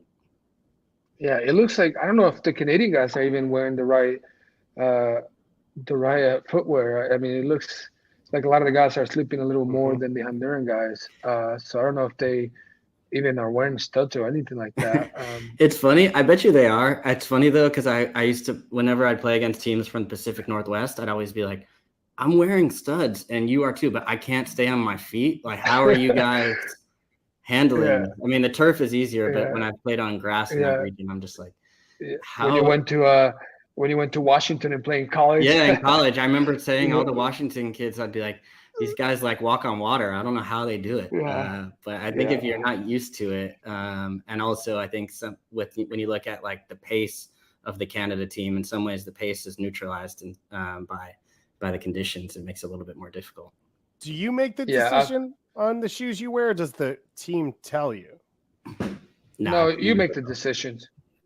Yeah, you make the decisions. Obviously, if you slip and they go and score, I mean, you probably won't play the whole season. So that's a decision you made. But I think you make. I mean, there might be a teammate that mentions that, or the coaches, but usually you make the decision. I mean, there's guys that are more lighter than other guys, and he just mentioned it might be the speed, too fast, and so they're lighter on their feet and they slip a little more, trying to cut quicker. But going back to the game, seems that in the first half, I think Honduras deserved it a little more just because they took the game, they put the front foot in the game. Although Canada did have some at the beginning, some opportunities. I think Honduras brought more in the second half. It looks like Canada right now is a little bit taken over, and they're pushing people up. And for some reason, this area of the field seems like much better. And so for Canada, is able to do it, and that's why Honduras was doing it before, I think. And now Canada seems to find that area and that sweet spot in the field where they can create more chaos. Yeah, You even gotta just know where the the choice right drainage is. there, where Tajon just like he doesn't try to beat him, he just tries to hit it off him. Right? He's like normally you would always see Tajon go 1-on-1 there, Yep. but I think due to the conditions, he says let's try and get a corner and get people in the box and go from there. Yep. It's funny you mentioned though the choice on studs because it's like I hated wearing studs. I always preferred to wear like hard ground, like normal studs versus like the wet longer ones. And but like I would do it out of fear in certain games because I knew if you track back or you slip or you make a mistake or you miss a chance or whatever it might be and you weren't wearing the right footwear, it was like you were gonna have to answer to that. And Yeah, absolutely. I mean, sometimes it's better not to take that risk and just say like, even if you're a little bit more uncomfortable. But yeah, I don't know. That's a funny one. It is a personal choice, but I know there's a lot of guys that don't like doing it. Although I bet in England it's much more common. So but it's No. Continue, Roger. Yeah, I said it's a lot easier to wear over there because the ground is different. I mean, like let's say in Houston, it'd be very tough. The ground is a lot different. The type of weather is different. So studs is not needed, because there's a little bit more of sand on the field because you want to keep the field great, and so it's a lot different. But I would say that if you're a defender, you most likely should be wearing studs just because you're the last guy and the rest of the guys in front of them they could make more mistakes than the guys in the back, and that's how the game goes. So I think guys who are playing in the back should be wearing studs. It's You wild ever think to me. about it as far as wanting to put a little extra of a foot in, leave a little extra mark on somebody, Roger? Not to podcast you or anything. But, No, those have never been my intentions in the game. Okay. More about trying to keep the ball and not slip it. Good. I mean, I would mostly stay on the wings when we play against Sporting Kansas City. Not because I was not really want a piece of that. But anyways, yeah. I was like, Adam Moffat, you guys, Brad, go ahead. Rico, you guys go after it. Have fun in there. But I'll be out here. Rico, I see Rico all the time now. Do you? What an amazing guy. Yeah, I see him because when we play Vancouver. Yeah. He's there all the time. We get to talk a little bit after the game. But I guess players are different, right? When you're off the field, you're totally the coolest person. When you're on the field, you're not as nice. And so you're fighting for your teammates, you're fighting for your team, and I guess your money at the end of the day, right? Yeah. But yeah. Calen, going into conference finals against Roger and KC, what does it say on the whiteboard next to Roger's name? Why are we talking about this, huh? Calen told me the only way he would come to do the show, Roger, was if I brought it up. I'm required. We're supposed to talk about all my accomplishments. Exactly. Yeah, we knocked those out at halftime. Now it's second half now. No, we had some great battles against those Sporting. I mean, some of my favorite memories and best battles. And I think the one thing we were talking about even before was like just that respect. And I think the two teams definitely had a ton of respect between each other. I know we respected the Kansas City teams and like just, even the way the style of play, I feel like the way that for me set up his team, the higher energy, the 4-3-3, like at that time, I think it was Teal, Kai, and CJ Sapong up top. And just, Graham, Zuzi, like all these great players. And, as a striker, I was going against Beasler and my God. Calen, yeah, who was like so frustrated and very different personalities between the two of them, but like formed a really good partnership. So I mean, ton of respect for those teams, and we went head to head. Seemed like for every chance to go to a final or to get through the playoffs, it always kind of went through the other. That's how I think about like the way I think of rivalries now. Like I know it's not maybe as big as some of the other ones, but I think rivalries can change over time. And for a period, for those like 3 or 4 years, it felt like that was one of the best rivalries, I think, in MLS, as far as just implications leading towards going to finals and the playoffs is really where a lot of that stuff gets kind of sorted out. So and it's partly why I like playing against that crowd, because they gave me a hard time. They were always making fun of my helmet. Oh, I forgot about that. You wear that too. That's yeah, headbands and helmet, man. I forgot about that. Yeah. But absolutely, that's what makes it a rivalry: the amount of games and the importance of the game. And I think that 11 and 12, you guys did. It was a home and away game, and it changed a little bit now. It's if you're the higher seed, you're at home. So I think you guys took care of business at home, and that made it difficult for us. And you guys knew how to play in Kansas City. You guys did very well. The crowd, even when you go play away in crowds, and that was probably the best crowd in the MLS with Portland at the time. And that gave, to the opponent also a little bit of, either it took you way down, or it gave you a lot of inspiration to come and try and play in that type of crowd. So for you guys, it definitely gave you guys a boost. You guys tried to play, and you guys knew how to play against us. And it was very difficult. It took till 2013. It took me to go to England for you guys to finally decided to lose to Kansas City. I was so many conference finals with these guys and could not beat them. But you guys, I mean, the people looks at how we at the time we finished top seed and we had to go to you guys. It was difficult though. It was difficult. You guys had a team chemistry, just like how we did with Dominic Kinnear for so many years. He had the same amount of players, so it was passed down, from all the guys that were there before, with De Rosario, Rico still there, Stuart Holden, Brian Mullen. I can't believe I still remember the names, but guys that were there with him before, and guys that that he won with. And so you guys had a winning team, and it was difficult. It was good games, but it was difficult. Next show we'll have Alvaro Saborio on, and we'll circle the whole thing out and just tell more stories. And then we took Houston out, and then we brought Real Salt Lake into the picture. Exactly. Had to end at some point.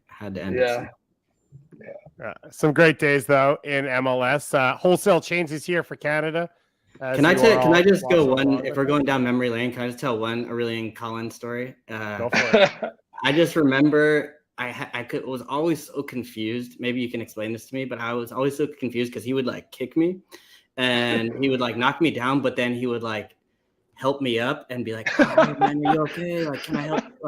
And he'd be the nicest guy, helping me up after he just fully bladed me, and I was always so confused. Is this guy trying to get in my head as far as just keeping kicking me, but then also being really nice? I just couldn't quite figure it out because it was But then I met him, and I've met him since, more when he was playing in New York, and he was always a super nice guy off the pitch and all that. But I could never quite tell because he was constantly kicking me, but then I was also he seemed like he was playing both sides. Yeah, he was being very tactical, I guess, right, with you, and trying to act like he was being nice, but he definitely wanted to kick you. He's like, "Oh, I'm sorry." Right? Yeah. That's great. Yeah, and probably the referee wouldn't give him a yellow card if he was being nice. Yeah, that's smart. Yeah, it's like Diego Chara, smiling after kicking everybody. It works. Yeah. He has the most yellow cards, right, in the MLS. Yeah, he broke the record. Yeah. Roger, you got something to still attain then. That's something to chase. The what? Go for the yellow card record. Steal it. I already got the red card, so I just stick with that. It's quicker to get on the red card one. It takes less games.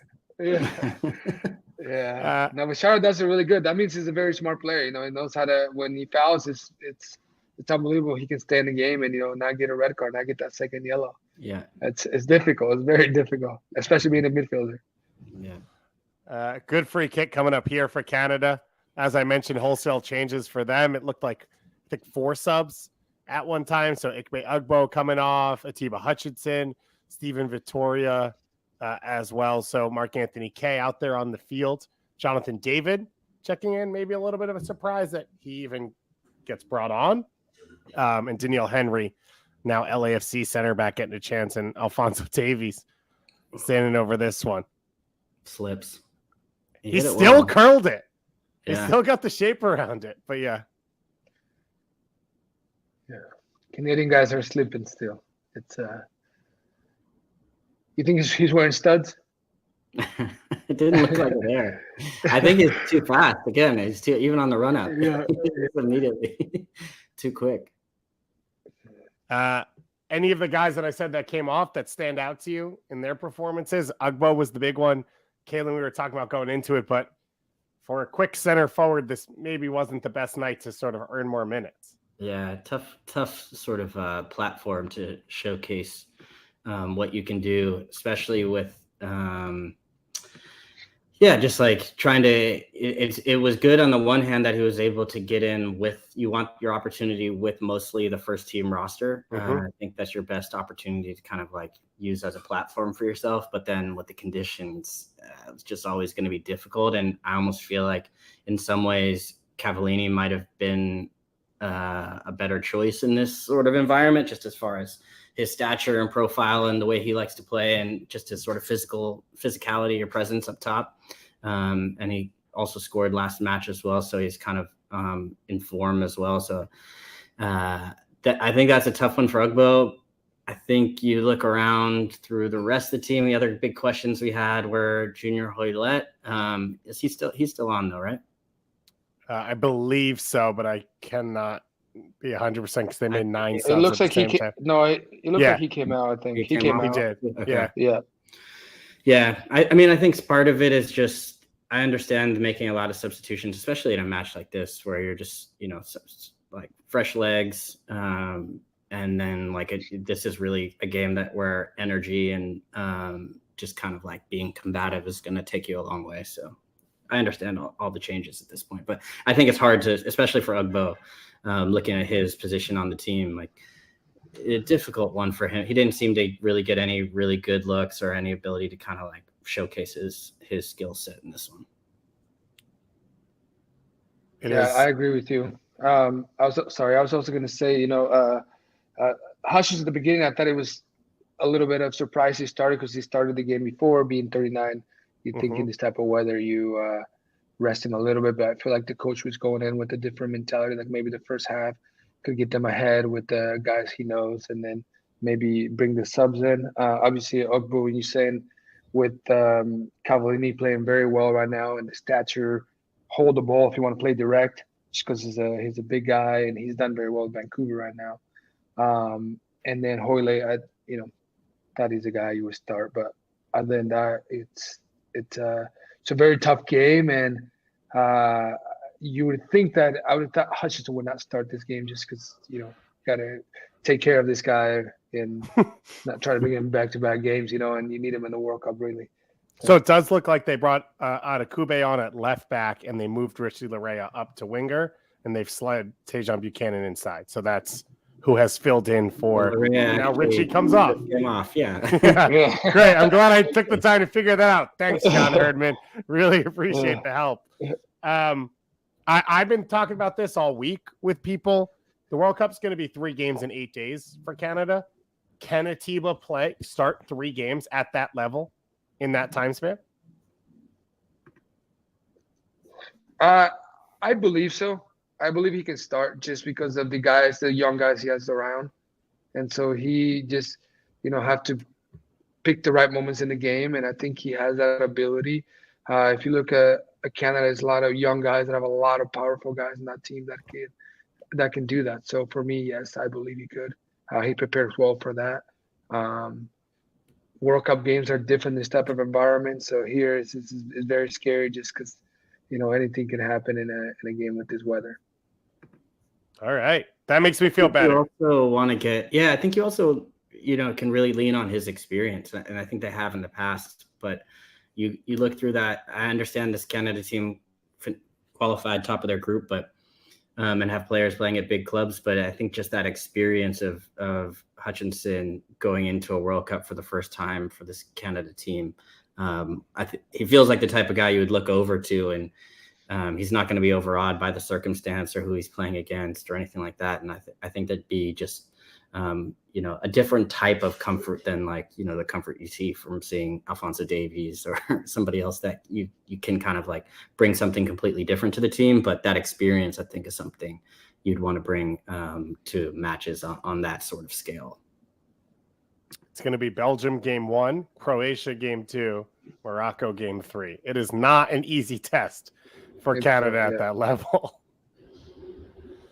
That's the CONCACAF way, though, right? Because whatever group you're in becomes the group of death because you're the good team added to those other ones. I think this Canada team can surprise teams, though. They're like, I don't think there's going to be a ton of pressure on them, other than, I think just qualifying for the first time in 36 years, and I understand they finished top of the region, but I still think it might be easy for teams to maybe overlook them a little bit. And yeah, they'll understand Alphonso Davies, but other than that, I don't know if they're going to necessarily recognize a lot of the names that jump off the page to you on the team sheet. But I also think at the same time, there's a number of guys that I think after this World Cup could get a bigger move to bigger clubs where you will, be recognized a lot more easily, whether it's you look at guys like Jonathan David or you look at Tejan Buchanan. If you just have like a moment, and I think that all these guys are capable of having a big moment individually, but then even collectively, they have a ton of weapons. Eustáquio, I think, is a nice player as well too. Like they've got a nice balance and a ton of weapons going forward that I think can hurt some of these teams.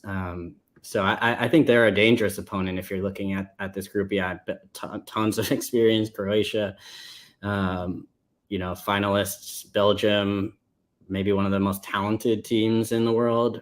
We saw Morocco against the U.S. It was 0-0, but I think, very, very difficult team. 3-0. 0-0 was the Uruguay game. Oh, no, it was the Uruguay game. I'm getting caught up here. Canada got that World Cup. Yeah. That World Cup joy. Yeah. Oh man, yeah, but yeah, still, I mean, it's a tough group, but I do think Canada can surprise some people and make some noise. Roger, Costa Rica plays tomorrow. Obviously, we're talking about Canada. Do you root for the other CONCACAF teams?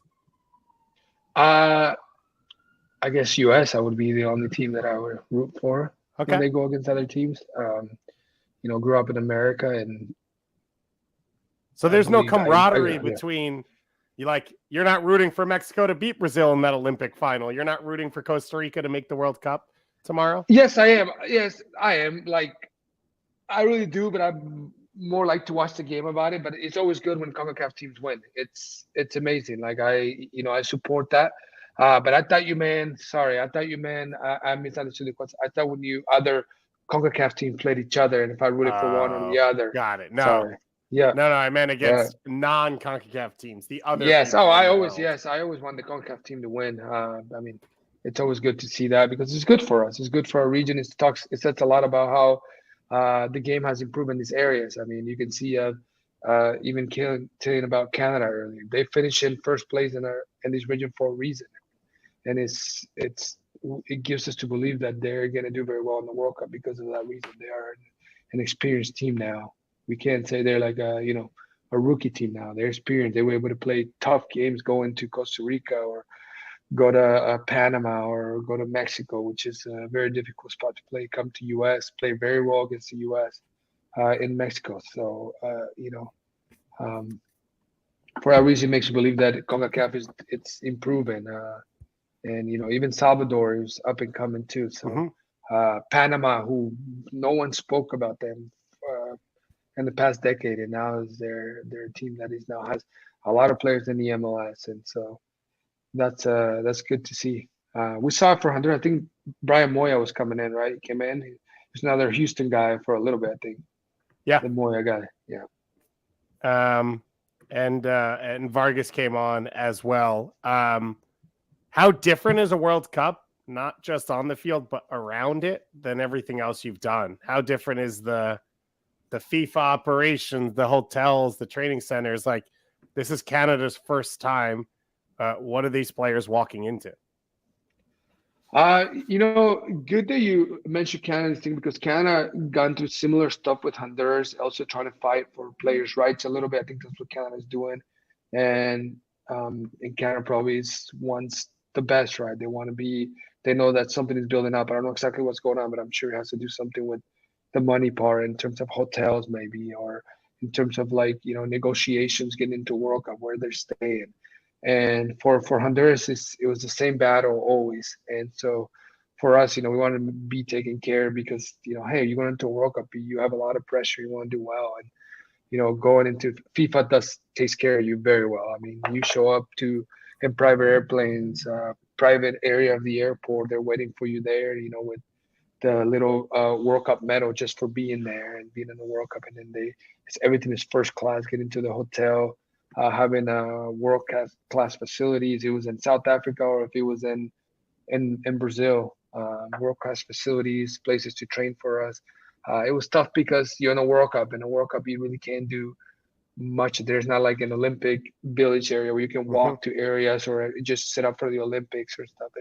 In the World Cup, you're in the hotel and you're in the only area. You really can't get out of there. The only team I heard building a city was Germany and Brazil. But other than that, for us, it was just being in the hotel a lot, which, it was difficult. And in the World Cup, in South Africa, we got to go watch Nigeria against Argentina. So that was amazing. We happened to be very close in Johannesburg when the game was there in Pretoria, I believe. And so for that part, it was cool. We got to go see that. But other than that, we didn't get to do much. You're just training in your hotel. So that made it difficult, because you're in preseason for a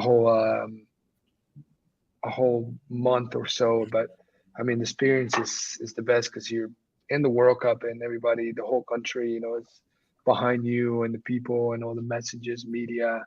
It makes it amazing, but it's definitely not as easy as other tournaments like the Gold Cup and other stuff. But Brazil was amazing for sure, traveling and going to Manaus, which did you get to go to that?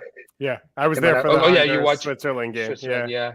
Yeah, bugs the size of King Kong coming hitting your head. It's an amazing experience. Like you fly over like all this like forest area the entire time, jungle, and I mean it's for sure something that I always cherish in my life. And be very happy that I got to go see the country and play in the country in a World Cup and see the culture and all that. So that was an experience I want to share for the rest of my life, for sure.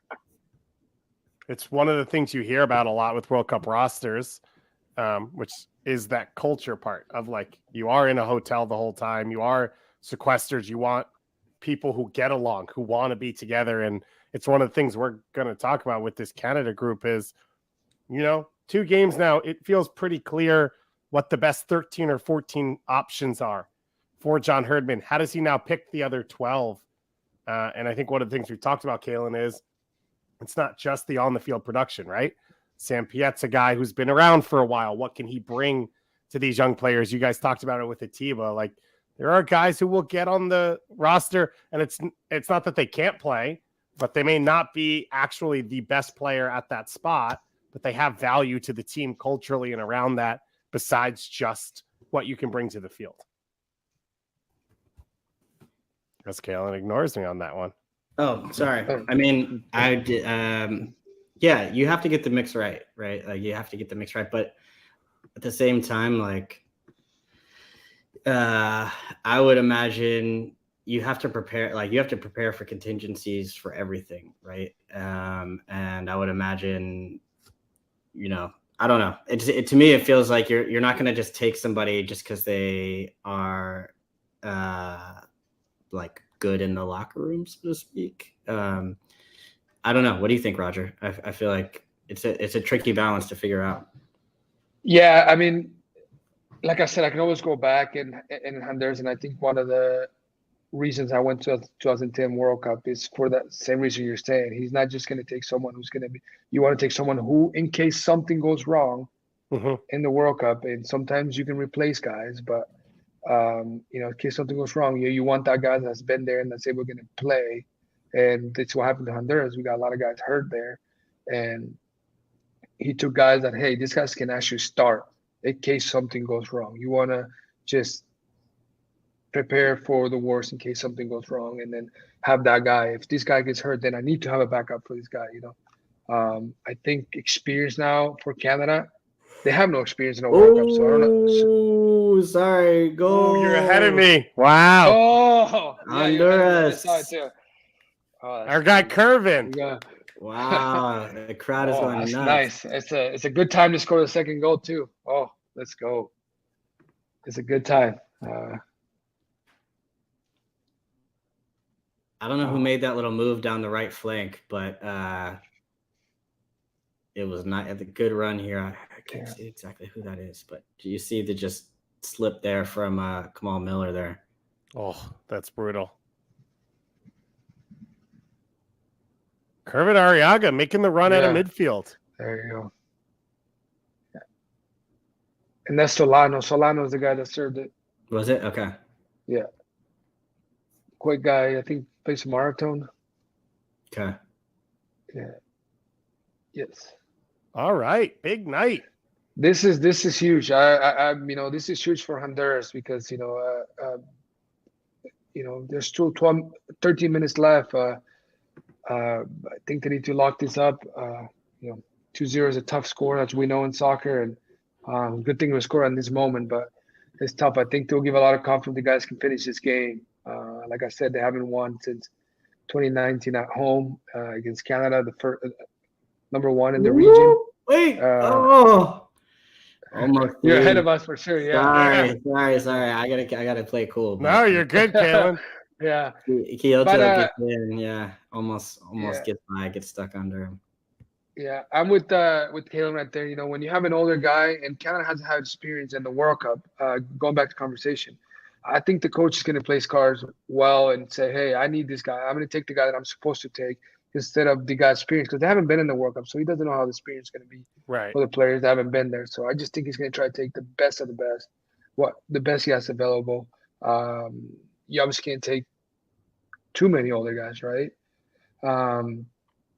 But I think he's gonna try to play his cards well and take whatever the guys he think should be there available and be challenged to start, because I'm telling you, in the preseason of leading to the World Cup, everything changes. I mean, players, it's just like coming to a new preseason in MLS or anything. The year before, players were okay, and they come into preseason, they show a different face, and you end up starting that guy. And that's why I saw a lot of guys in Honduras in the World Cup. The guys that were in the qualifying necessarily weren't the ones who started in the World Cup.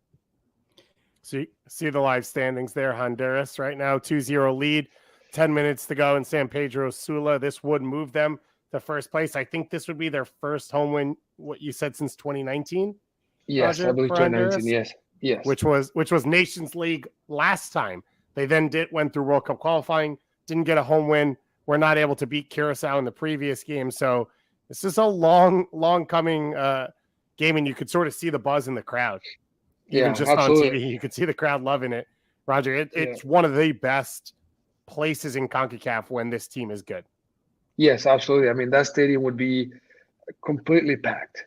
And I think this is one of the main reasons why you win, right? Is that 12th man that you have on the field. You just feel the extra boost that people brings to you. Honduras had not lost in Honduras since I think both losses came to U.S. against U.S. in 2009 was the last loss against United States. Connor Casey and Landon Donovan. Yeah, Connor Casey and Landon Donovan. Yes, Honduras missed a penalty. We missed a penalty with Taiwan, I think, to tie the game, if I'm not mistaken. And it was the game that was going to take us to the World Cup. And so we had to go to Salvador and win to qualify to the World Cup. And the miraculous goal by my buddy, I called him my best friend now, Jonathan Bornstein. Yay!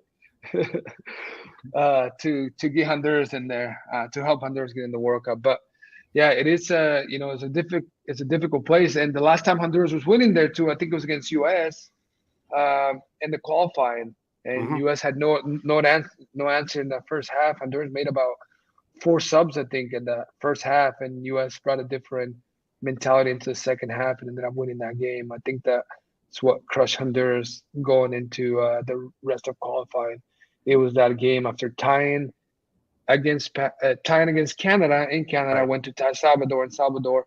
And if Honduras wins that game against US, I think we would be talking a different scenario here for Honduras. Then it got difficult after that. And so I think this, Yep. They were leading against Canada in that first game too. Was Yep. Honduras. Yep. And that first Cold window, game, as you said, it was really something they never bounced back from. Yeah. That was the Ricardo Pepi game in that second half. He was a huge part of that turnaround for that 2 win. And of course, Honduras was in the last Nations League semifinal. They did win their group in 2019 and then played the U.S. in the semifinals. I think it was Jordan Pefok who had the goal in extra Colorado? time. Yeah. It wasn't, okay, yes. Yeah, in Denver. Yes. But so that this would be their second opportunity if they were able to continue the success to go to a CONCACAF Nations League. Nations League, yes, Nations League. I got Nations Cup in my head because Roger said that.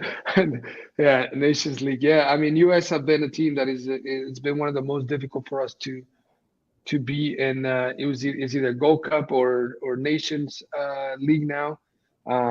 It's been difficult. It's we always say that US is Honduras. We always says this US is a team they can be winning 2-0 and it's like they're losing 2-0. It's the culture of the Americans or the perception we see as Hondurans. We have been winning against them sometimes, and they play the same way. And that's a lot said about the United States. And now I think the strongest with Canada in the region. Calen, if you're Canada, how much are you taking from this? How big of a result is this? That this is now they've only got probably 2 more games until the World Cup. It's difficult. I mean, I kind of started off saying that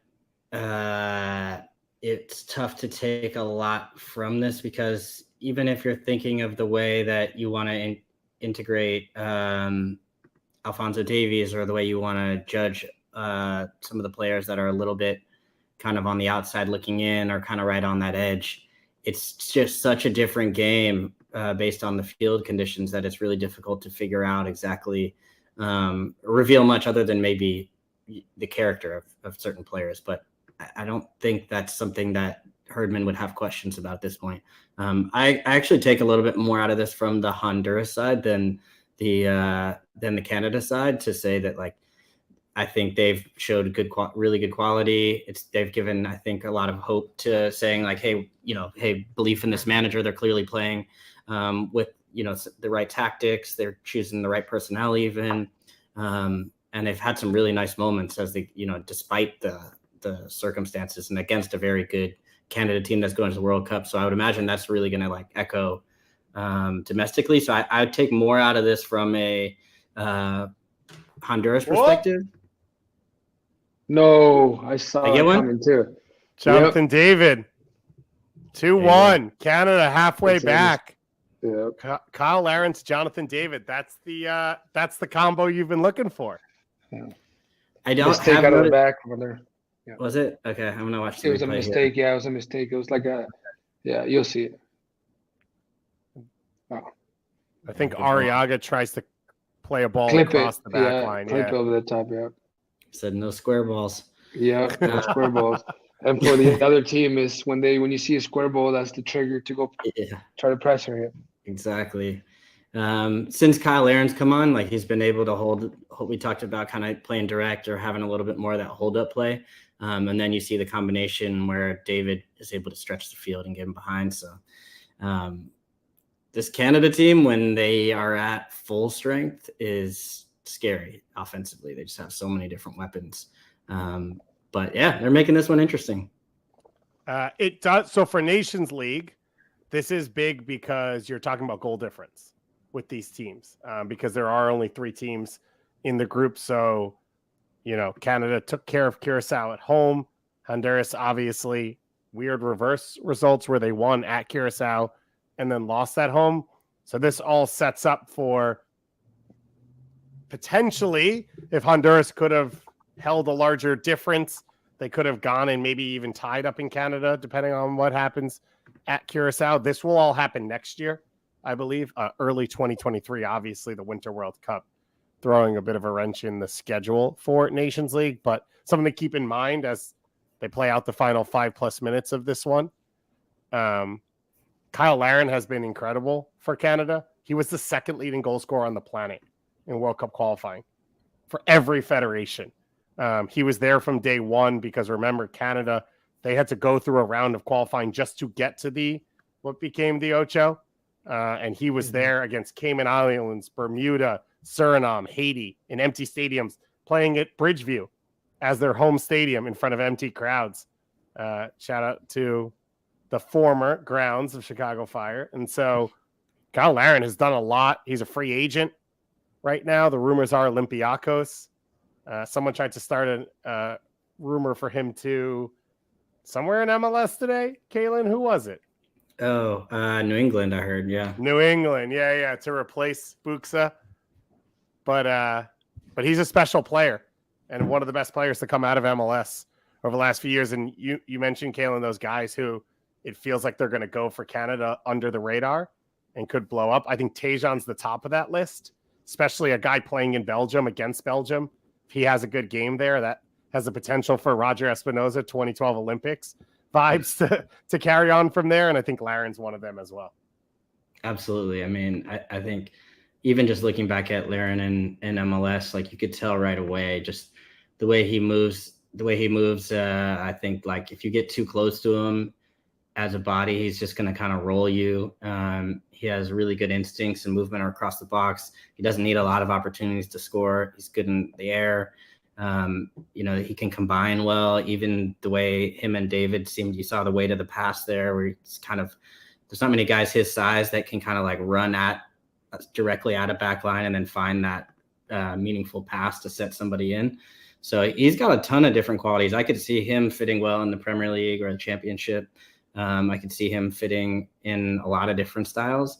I think it's probably, I would be surprised if he came to MLS. I feel like that might be a move he might want to make closer towards the 2026 World Cup. But I think for right now, like he's the type of guy that I think there's a whole that's the thing about Canada. I feel like there's a whole list of guys that could potentially have been at good clubs in Europe, but could potentially move on to even bigger ones.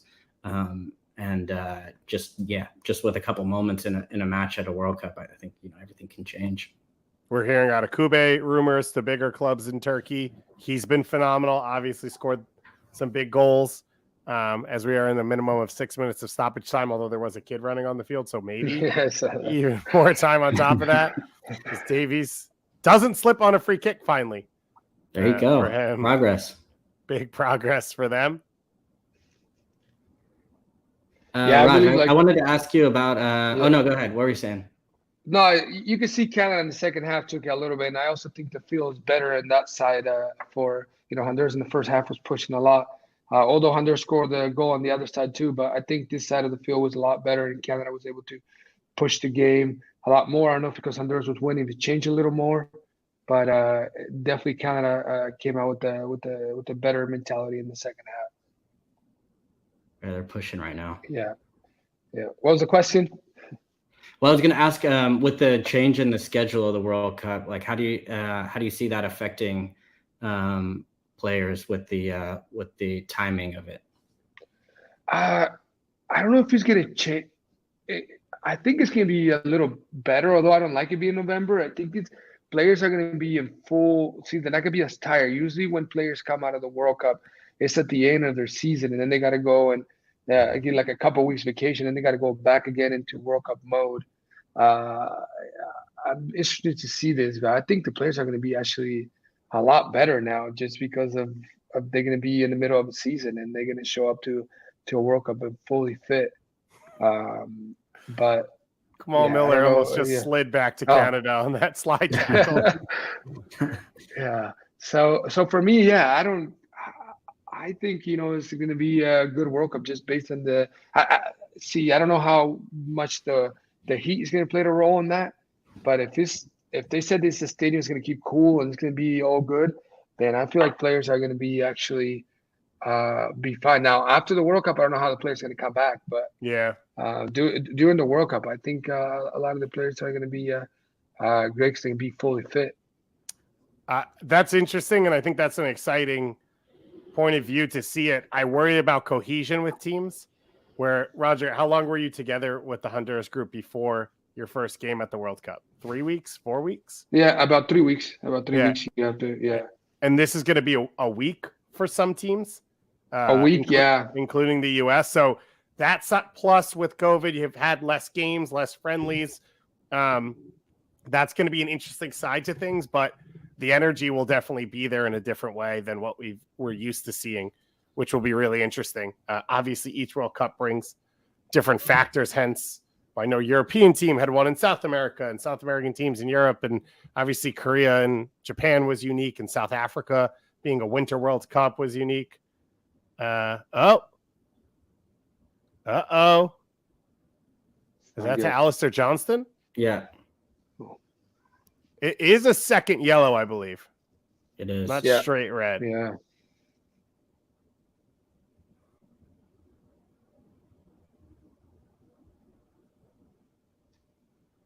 So a reminder, this is not a friendly. So this would mean a suspension coming up. That would be in March of 2023. So not something to think about right now exactly for these players. And it looks like it was a high boot coming in on this from Johnston. Yeah, he left a little something in there. Oh yeah. Roger says no. It's a soft call. Roger says no. I don't think it's a red card, to be honest. But it's a dangerous play, and I've gotten red cards for that. But well, I think they gave it a yellow, right? Oh I think it was a second yellow. Oh, it was a second yellow. I thought it was okay. Sorry. Yeah, I can see it. Yeah. Okay. Then I can see a caution, and being the second yellow, of course, is a red card. But I didn't think it would have been a straight red. If it was straight red, I think they would review the play and see that he had no intention to try to injure the opponent. So Kyle Laren's been given a yellow card as well. I don't know what's going on with Milan Borjan. He's had a whole thing. Him and Jonathan David have been arguing for a little bit now with each other.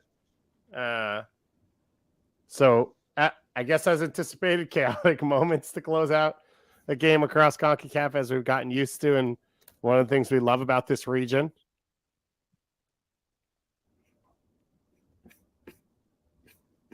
Yeah, CONCACAF goes back to MLS and trying to travel from across country with different weathers and stuff. In Europe, you don't get to see that as much, where there's no altitude, there's no change of weather as much.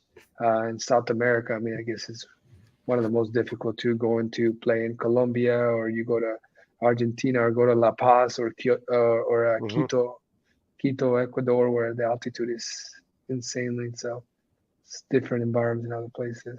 But CONCACAF is definitely going to Mexico, and then U.S. tries to take you to Colorado now, right? Or try to take you to Minnesota and the tundra. Oh man, they're like brutal. Canada as well, by the way. Edmonton outside, Hamilton outside. Yeah. So for all the Canada fans complaining about the rain and the conditions in Honduras, remember, he tried to freeze Mexico off the field. So it looks like Borjan also given a yellow card here. So, lots to do at the end of this game. You got to make it fun for everyone.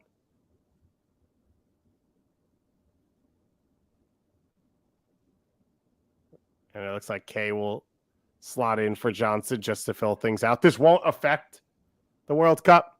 That's not how it works. I think if you get a red card in intercontinental playoffs, that's the only thing that can carry over as a suspension to the World Cup. So Alistair Johnston will still be available. Another one of those players who might have a breakout tournament. As Borjan definitely was thinking, why did you throw this to me in these conditions under pressure? I thought he was going to punt the ball, but he did very well there. He did.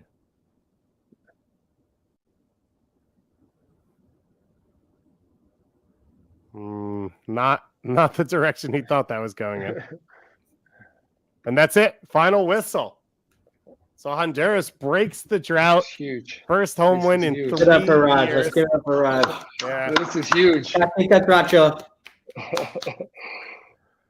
So Roger, what's the big takeaway from what happened and what this night was for Honduras? It makes you think that if you really take care of the players and stuff, the past week has been a chaos in Honduras with the players being late and stuff. My biggest takeaway is hey, you got to take care of the player. If you want the players to do well, you got to have good facilities, good, feed the players well, be ready for these type of games, because these games are very difficult. Canada is a very strong team, and so you got to take care of the players for sure. And if you want to play and keep up with the growing of soccer in North America, I mean, Canada is up and coming, with academies, and so is U.S. Mexico. We already has been there, and so Honduras needs to keep improving on that. And it's definitely a huge, huge positive right here for Honduras going into the next games and beating Canada. The ghosts of San Pedro Sula are back for Canada. David Goss, Calen Carr, Roger Espinoza with you here in the AT&T 5G virtual studios for our MLS watch-along game as Honduras beats Canada 2-1. As Roger said, a huge moment for this Honduran side as they look to turn the page on a struggle in qualifying and sort of move to the next generation. Calen, we came into this game, though, talking Canada. This was one of the final 3 warm-ups going into what will be the World Cup camp in November. A few changes to the starting lineup. What do you make of what tonight was for Canada, and what's sort of your big takeaway? I mean, some good and bad. I would say more than anything, I don't think this was the test that Canada needed tonight. I think, if anything, this was going to test more of the mentality or the resolve, which I don't think was really in question for Canada. What they needed really was more just time to play their style and to implement some new players or ask some questions of themselves and test themselves maybe against some new competition, which that really hasn't happened as of yet. I think the positives are, yes, outside of the red card for Alistair Johnson, everybody else made it through the game. There were no injuries. You have to be happy about that, playing in conditions that were difficult. I would say the fact that they came back as well and pushed the game, especially when Laren and David came on, I think that's something that they can kind of look to and say, if we play all of our guys, we're still a threat in any conditions and in any sort of situation. But I would say I took more out of it for Honduras, and I think they were deserved winners tonight. They seemed to be much more comfortable on the ball. They understood how to use it in the right places, how to attack through the wings, which is, I think, a really strong point for them. And then also maybe asking some questions of that Canada back line, where in times where they don't have all of their attacking pieces or they're not able to attack full-throated the way that Canada wants to, does that start to leave some question marks on that back line, where we've seen Canada generally just kind of throw numbers and just really play all-out attack, and sometimes that being their better sense of defending. Whereas if you can kind of stretch them out a little bit, you can get behind them, which we saw from Honduras tonight. So I was impressed by Honduras, and but I can't say I would be bitterly disappointed or anything with Canada's play, just especially considering the conditions, which were just really difficult. Yeah, it was a weird, as you said, maybe not the warm-up they needed. The one big thing out of this window, Alphonso Davies is back.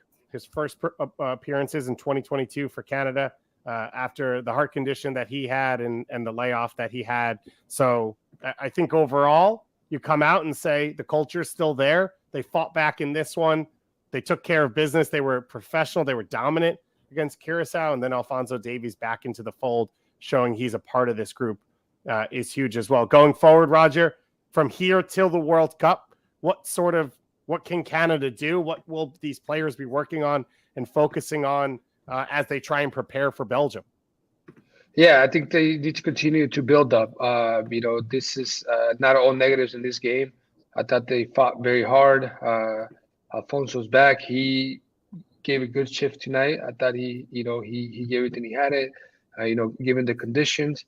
And I don't know who they play next, but whoever it is, I think you got to keep building from that. And it'll be great to see them play someone that is not from this region, just to see what they really are made of.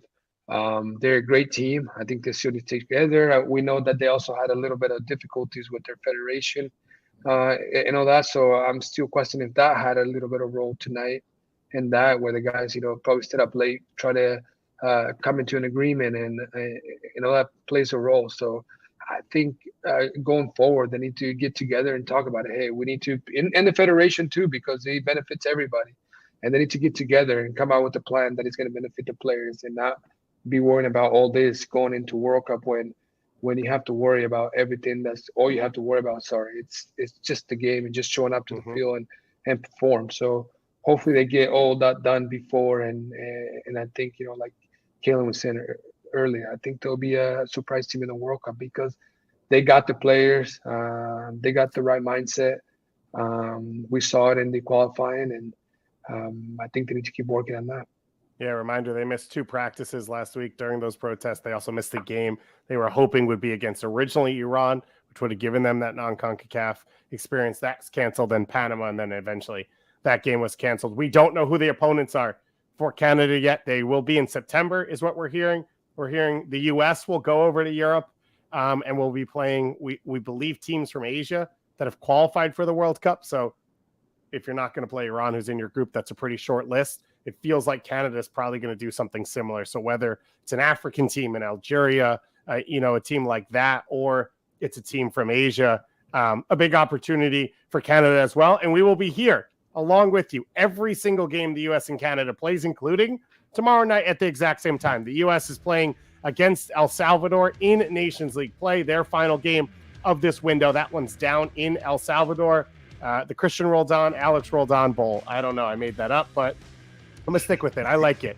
The big pupusa game. And if anyone has pupusas, let me know. I'll be happy to come by and hang out with you. But thank you to both of you for hanging out, Calen, as always. Roger, it was a pleasure. You've got the playing resume. You've got the coaching license. Now you're a media guy. He's ready. You're ready for media, Raj. Come to the dark side, man. When you're I ready. need to go shadow Calen. He's doing very well. No, man. It's great to see you, man. Thanks for joining us. See you too. We loved having you on. Congrats to Honduras, of course, for getting that big win. Shout out to all the Canada fans for joining us. I'll be back tomorrow on MLS Today in the morning to break the game down. Extra Time's already out. The call-up coming out later this week. And as I said, MLS Watchalong show live tomorrow starting at 9:45 p.m. Eastern Time for the U.S.'s match against El Salvador. So thank you all of you for watching. Thank you again to both of you for being here, as well as to our entire crew, to Anders and Thomas for keeping us online as well and on some rails. Not the rails, but there were rails out there, and we were on them at some point. I appreciate you all, and have a great night. Thank you.